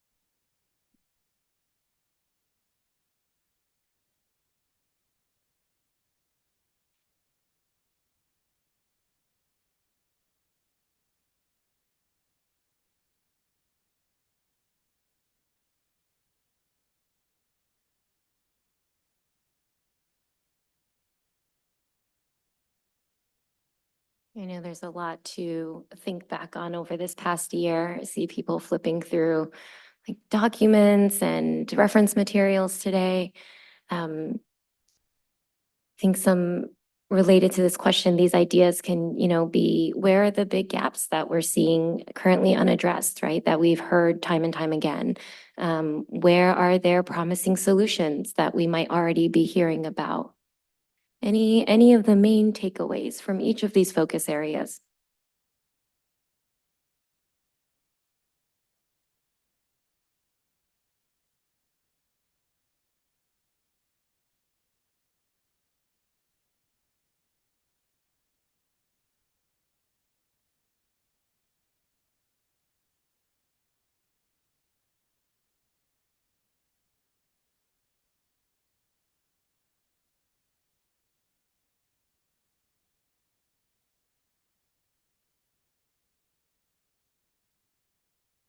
And I think when commissioners are ready, feel free to start posting your responses up here on the wall.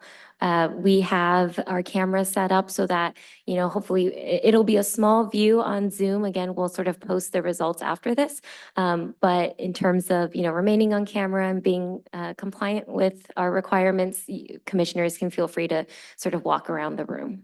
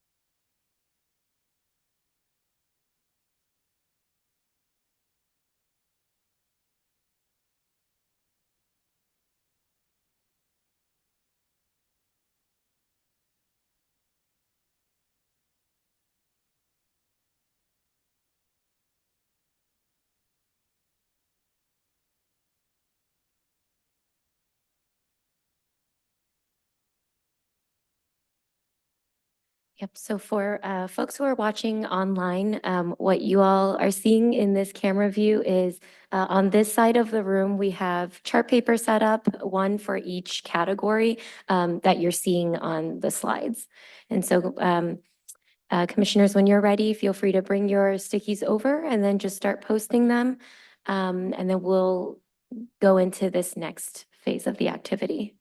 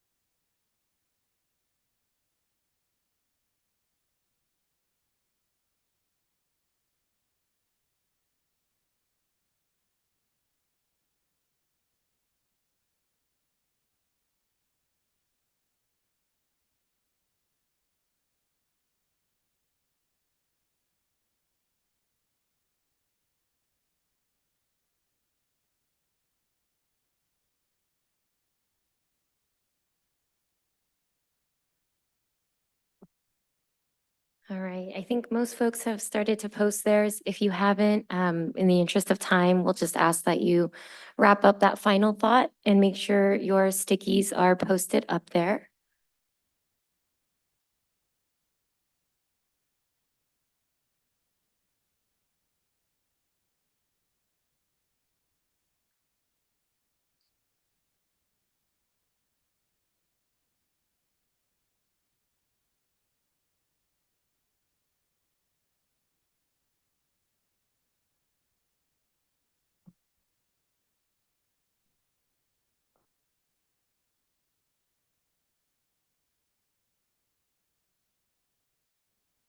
Okay, this is A lot of good stuff, and I'm really looking forward to digging into what we're seeing up here some more, both in this conversation and after this meeting. One thing that I'm just reflecting on right now is I've been privileged enough to join you all on this journey, supporting this commission over this past year. And in these spaces, I often hear people ask, what are you thinking about? What is this commission focusing on? And I've watched as there's been so much covered during these meetings that I know it can be really difficult to have that space to, in that 2-second soundbite in real time during a community meet and greet to be able to share the world of everything that this commission has been floating in your conversations. And so that's part of the purpose. We started intentionally broad here. We have a lot of different ideas captured here on this wall. I'm sure there's more that will come to this commission after today. But now that we've started broad, if we can go to the next slide, now we're going to narrow in. So the key question on this next slide is, which ideas present the greatest opportunity to influence racial equity at the state level? Okay, so in front of you or in your packets, you should have received something that looks like a set of blue dots and green dots. What we're going to do now is each commissioner should have a set of these. So each of you will come up to the chart paper, and in each category, select the top 3 ideas for each category. And when I say greatest opportunity, this can be the things that you feel like, this is a huge gap. And if we address this now, this has the potential to move the needle on racial equity in a way that has not been addressed before or currently is not being addressed, and this commission can fill that gap. It could also be, this is a huge promising solution we've seen that, this commission could really propel forwards in working on this framework and working with other departments and agencies at the state level. So we're kind of thinking about this question really broadly. But the one parameter I'll put in here is if it's an idea under a category whose committee you are part of. So for example, if you are part of Budget Equity Committee, when you put your dots on there for that chart paper, you'll put it in green. Any committee you are not part of, and generally, responding as a commissioner, you'll put in blue. And then if you need more stickies, they should be on your tables. Okay, so we'll do that now, and then we'll have a conversation about what we're seeing. And then as commissioners are doing that for members of the public, if you all want to engage in this activity, the sign-in desk has another sheet of sticky dots that you can use. So would love for folks to take that set. Everyone gets one sheet, and you can also, put your ideas or read through the responses. Let us know what you think and which ideas are really coming up for you.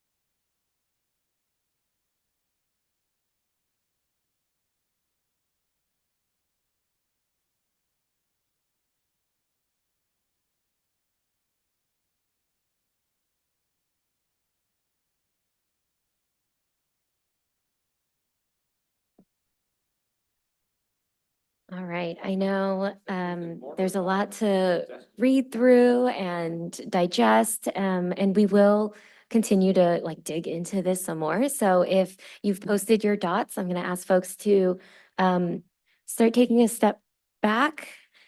And then I'll just tee this up in case we want to set this activity up as we go. In a second, I'm going to ask one representative from each of these committees to kind of take their chart paper, summarize, and then share out. And actually, Should we stay here? so maybe confer with your committee and then decide, who wants to be that presenter.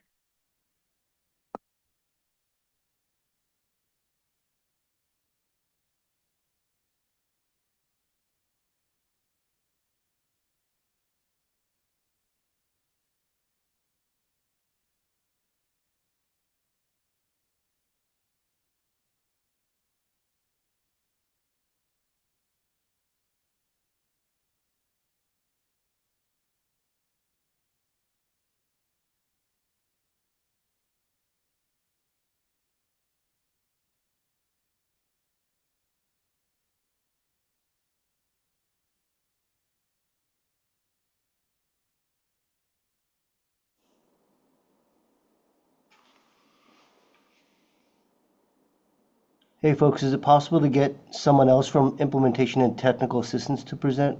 Or maybe Dr. Estes for that committee? We'll make it work. Thank you. I guess it's me.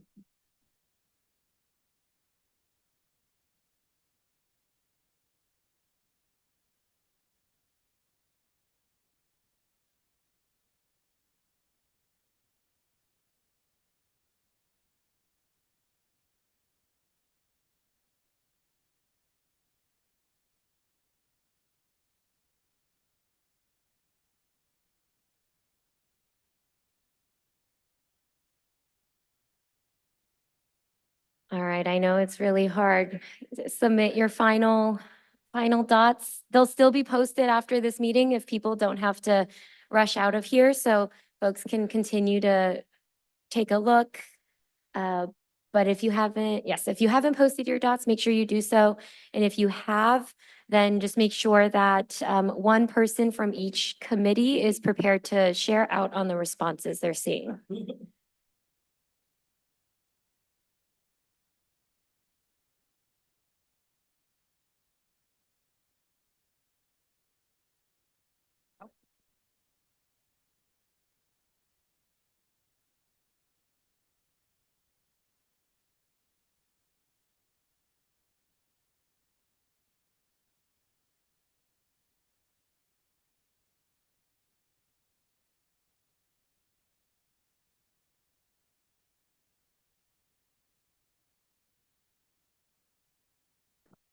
And again, folks following along online, this will be posted, but if you have any initial thoughts about these questions we're asking, please feel free to send them over to the Racial Equity Commission inbox.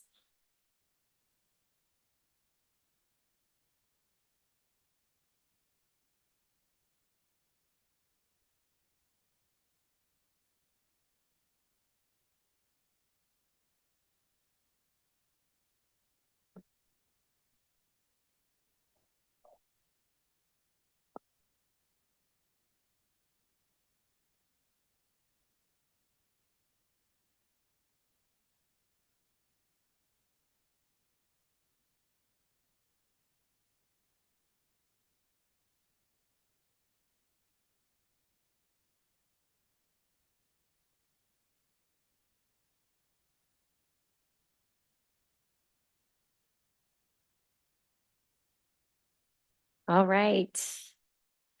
Let's go ahead and start sharing out what we're seeing.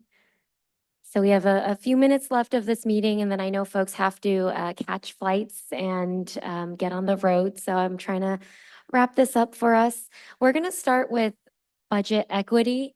So Commissioner Maldonado, it looks like you have the mic for this one. I'm going to go ahead and pass it over to you.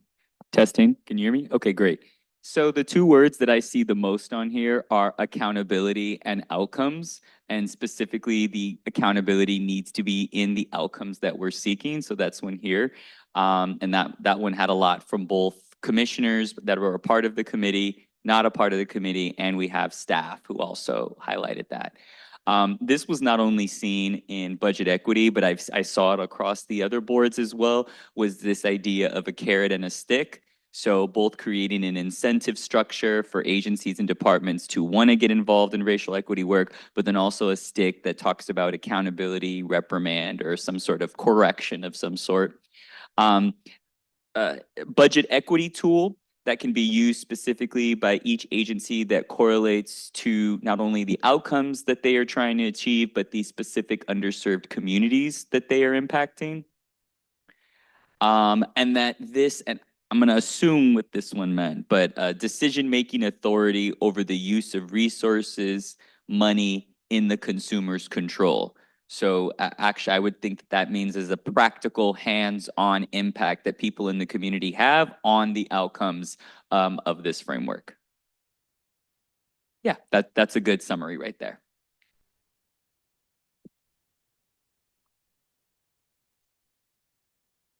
I will now do community engagement. And so just about being broad, going deeper and seeing the unifying themes and unique needs. Be accessible in language, simplicity, and invitation. There are a lot of attention on community engagement needs dedicated resources, so it needed to be added into budget line items. This is one thing that we here have actually had to fundraise dollars for some of this community engagement, but a lot of the departments equally don't have those resources, something that has come up over and over again. The other piece would be under-supported regions, focusing on that, lived experience, and then community engagement needs to be ongoing, critical to include those with lived experience, so similar ideas.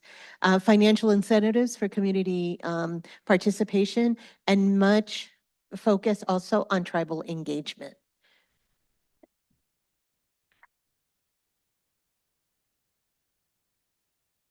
So I'll do the data committee, and there's a lot of stuff up here, but it boils down to really two themes. Data disaggregation, lots of data disaggregation, and accountability, actually using the data to measure whether or not outcomes are being achieved. There's a little bit here on storytelling as part of the data as well, but those are really the two big themes, in addition to the fact that all the commissioners were wondering who got the orange dots. That was a big concern. So, you're gonna do the implementation. If I might say one more thing, one thing that didn't pop up on implementation that was very much present in the conversation that was presented with the assessment is how to help state agencies, bureaucrats actually acquire the tools to do the work. And that didn't pop up as much here. So I don't know you'll talk about, but I'll lift that up. Yeah, I think it's a maybe referenced here under this one, which it gets, if I can reference our community engagement fireside chat. This one got a lot of likes. The statement here is finding customized supports for departments. The most loved one is state agencies will need mandates, not just goodwill.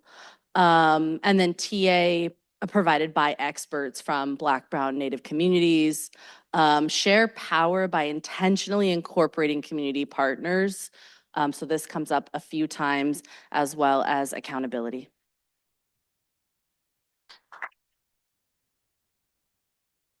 Okay, great. I think let me just see if we have any on the parking lot. I know there's a couple in the parking lot, so I'll close us out and then kind of summarize, and we can go into our final agenda item. The two that I'm seeing a lot of clusters around here, one is implementation. I see State Office of Racial Equity. So I know that's a question mark, and with more conversation to be had, but it sounds like there's a lot clustering around that. The second one is legal, interpreting tribes as sovereign nations and therefore not subject to Prop 209. And then the third that we have sticky notes on is the asset survey should have required 100% participation. So those are just some other thoughts that are percolating for folks in this other category. Really appreciate folks for engaging, especially in this way that is not typical of how the commission engages. And I know this is very quick. Also appreciate members of the public for engaging in this as well. I think, you know, we're definitely going to post this. And one of the things that is going to be really helpful for us to explore is where are we seeing, again, these big clusters, and are we seeing anything that is a huge push behind community, and is part of the reason why we wanted to make sure it was, we had those orange specific stickies, right? So it's easier for us to see, are we seeing even any differences right now in how commissioners and the public are thinking about the big priorities? So more to come on that. But just even as a starting point, I think some of the things that I was hearing across all the groups is there's this concept of power, right? Power sharing continues to come back through accountability, through outcomes, through how we use data. I heard some things around like behavior, how to shape behavior, how to influence behavior, whether that's change management or change, what I think of as change facilitation or stewardship. Because there are different ways of creating change, whether that's forcing it or creating it together. And I think there's a question, the carrot and the stick of like, how do we do this as a commission? So those are just some initial things that I'm sort of reflecting on, but I would love to, well, I guess I will do a quick time check before I open up another discussion here. Chair Wood, I know we're very close to 4:30. The next slide was going to be a few quick discussion items. If we could go to the next slide. Do we want to, oh, sorry, one more slide. There we go. I don't know if we want to explore these questions now or if we want to come back to them at a later time. We have about 5 minutes, so I will leave that to you to determine. Okay. I would be curious if there are any initial reflections from commissioners on what we just heard from the share outs or as you were reviewing the stickies. Let's just take 2 of those 5 minutes, and then I'm going to turn it over back to this commission to finish with next steps for staff action. Commissioner Richardson? Very refreshing to see there was a lot of alignment and shared agreements across all of us. So we were listening over the course of the year from the community and others, and was able to reflect that in the sticky. So that was really great to see. Other commissioners? Okay, back to you. Okay, with that, I think we will not get to discussion number 2 today. I think we'll come back to that one, whether virtually or we'll find another channel to just conduct some of that. We were going to continue workshopping this aim statement. I think Executive Director Dr. Estes referred to this earlier today as well. More to come on this, but I think what we want to think about now as we transition from discussion 1 to discussion 2 in the future is based on these themes we're seeing, what does that mean for the next 6 to 12 months for this commission? So I'll just sort of leave you all with that kind of thought percolating, and I'll turn it back to you, Chair Wood. All right, thank you. Truly appreciate it. So I'm gonna, at this point, we're on to public comment for this item. And so now I'll turn it over to Augustine to see if there's anyone who's put themselves down for public comment.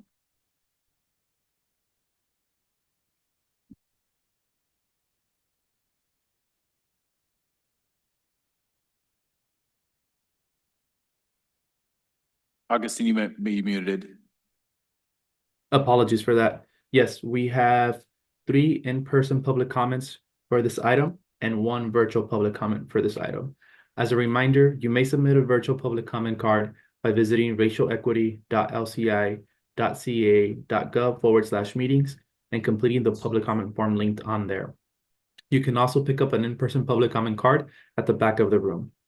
For the sake of the time, we'll begin with in-person public comments. Will Monica Madrid, Cynthia Gomez, and Elena Santamaria please line up behind the podium? Monica, you may begin your public comment when you are ready. Each speaker will have 2 minutes.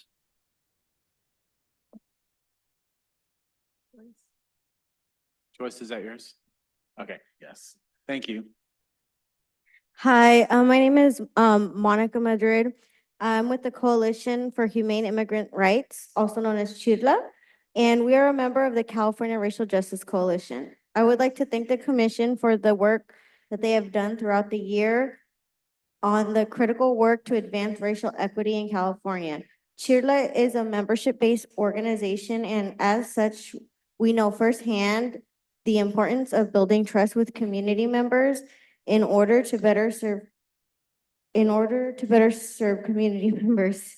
We appreciate the efforts the commission has made to thoughtfully include community members in the work to advance racial equity. We urge, especially in light of the multitude of challenges we will face in the light of the incoming administration, we urge the commission to continue and uplift the critical work we engage with the community members and center voices of those impacted in decision-making. Thank you.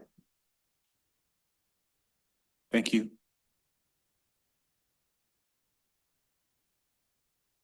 Hi, good afternoon, everybody. My name is Cynthia Gomez. I'm the Deputy Director of State Policy and Advocacy with the Coalition for Humane Immigrant Rights, CHIRLA.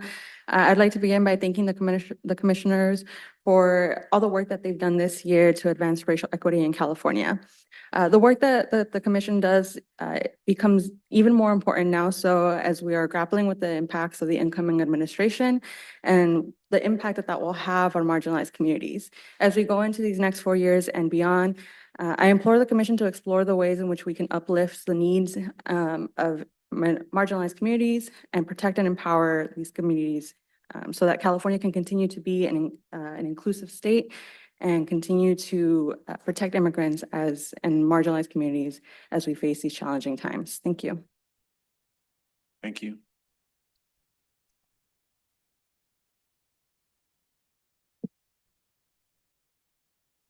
Good afternoon, Commissioners. My name is Elena Santamaria, and I'm the Partnerships Manager and Senior Policy Advisor at NextGen California. NextGen is a member of the California Racial Equity Coalition.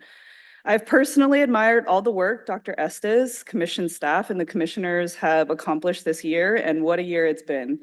Watching you all be supportive of each other when you're discussing items for practicality and workability for the state framework gives me hope in what you all will be able to accomplish. Your thinking and being bold in your aspirations for the state while being rooted in wanting to create something that's used within government will hopefully help make a difference to the people who engage with the state that California government policy and programs engage with. I will note in terms of the values conversation that in my experience that government can easily fall into the trap of power sharing by asking community for feedback, but is a long way from sharing power. I know my years of advocacy, there have been some improvements, but I've still heard feedback from my colleagues or the coalition highlighting departments and agency engaging in community feedback, but still lacking the guidance and infrastructure to actualize that meaningfully, sharing decision-making power. I hope the guidance you all provide in the framework can help the departments and agencies improve their efforts. And after hearing the survey information, it looks like government is wanting the guidance as well. And that's very promising. Lastly, given all the topics that the commission has covered this year, the coalition has put together documents of best practices from our advocacy experiences and within our own organizations and respective work. We have shared these documents with you all throughout the year, either in person or electronically, and we have compiled that information for you to take home for you in this printout. So this includes all the coalition information that we've had throughout the year. This includes framework, budget equity tools, and community engagement from the coalition, and happy to pass these out if you all would find that helpful. And interested to hearing your thoughts as well. I have a copy for each of you and happy to take any feedback that you feel is necessary as well. So as always, appreciate all the work that you do. It's very difficult and look forward to next year. Thank you for all the work that you do. On behalf of the commission, thank you for your support and for providing us with this critical resource.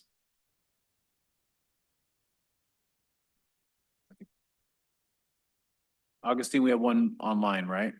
Yes. Okay. When you hear your name, please raise your hand in Zoom for our virtual commenter. You can do this by clicking the raise hand under the participants menu, which you can find at the bottom of your screen on the Zoom platform, or by pressing *9 if you are joining by phone. Ronald, can you hear us? Thank you, Ronald. You may begin your comment when you're ready. Thank you. Hi, this is Ronald Coleman Baeza on behalf of the California Pan-Ethnic Health Network, CPEN, a member of the Racial Equity Coalition. For CPEN, we want to see bold racial equity goals to work towards specific outcomes that right the wrong of the past for specific populations, which often continue to play out in the present. We obviously may need to find creative ways to do that given the perceived constraints, but only focusing on universal outcomes will mean that we've missed the mark completely on what historically disenfranchised communities need to thrive. If this body is actively considering effective proxies for race, we would want to urge that thinking to happen directly in partnership with community. Focusing on zip code or regions or place-based indicators have been proven in many cases to not actually work as a proxy for race without fully understanding the nuances from community members about what's actually happening on the ground. Thus, we are really thrilled to see that the commission doubled down on the importance of community engagement. It's the linchpin of working towards racial equity. It is great to hear that there is support from philanthropic organizations to better engage community members. And Chair Wood really hit the nail on the head with the commentary about sharing power. With this key principle in place, without this key principle in place, there really can't be real accountability of our state government. It's not just about listening to people, it's actually about incorporating their feedback as part of the process. It's about setting up the structures that might oversee the implementation of the framework and ensuring community can directly be involved in evaluating that work. How are community members embedded into decision-making processes at departments and agencies that are deciding overarching policy or the flow of resources? These are the type of questions that we think that this body should be grappling with as it relates to power sharing, and those with lived experiences, those with various trauma linked to racism, must be a part of the broader mechanism to hold women accountable. Thank you. Thank you. That concludes public comment for this item. Back to you, Chair Wood. All right, thank you so much, Augustine.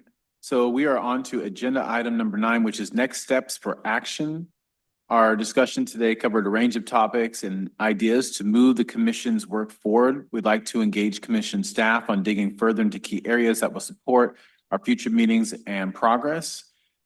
Executive Director Estes, do you have any action items that you see that came out of today's conversations? We have several action items that have come out of today, and it's been a wonderful, long but wonderful day interacting and being with the commission. And I really, as a point of privilege, recognize how much work you all have put in to really getting us on a trajectory to work towards developing a framework. So thank you. The action items that I have listed, and please, if there are any more, don't hesitate to let us know. I have updating the values, updating the model for change, adding a couple items to the draft outline that has been approved. In terms of the community engagement plan, there were some modifications that were approved with that. In terms of the asset analysis, there's additional analyses that are going to be happening, and working with the research team on figuring out how to best share out that information and what venues to share that information with you all. There was from Commissioner Maldonado a recommendation on developing out a toolkit to support the process and identifying key themes within the meet and greet and our community engagement. And finally, I believe with the exercise that we just did around common themes, really distilling that information in a way that can be shared online and with the commissioners for further reflection, but also taking the next step in developing out some sort of virtual or in-person exercise or virtual or digital exercise related to fleshing out and continuing to flesh out that aim statement. If I've missed anything, please let me know. Okay, I don't see anything from any commissioner. So thank you, Dr. Estes. These items will be essential to move forward our work, and we look forward to reviewing them at our future meetings. And I believe that this is now time for us to move to adjournment. But before we adjourn, we want to take a moment to acknowledge the birthday of two commission staff members. Camille Randolph, birthday was this past Monday, the 16th. And Dylan Turner Keener's birthday is this Saturday, the 21st. So happy birthdays. Woo-hoo. As you all know, both Dylan and Camille are absolutely essential to the commission's work, and we're grateful that we have you on the team helping to do good work and fight the good fight for the state of California. So happy birthday. This brings us to our adjournment.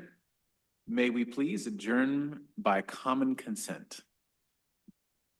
Great. Yes. In that case, thank you on behalf of the California Racial Equity Commission to our commissioners, panelists, commission staff, and the public for joining us today. Our next meeting will be our committee meetings held virtually with an in-person viewing option to be determined in San Diego on February 20th, 2025. With that, we are adjourned at 4:43 p.m. Could we take a picture before we run? Yes, and we need to take a picture.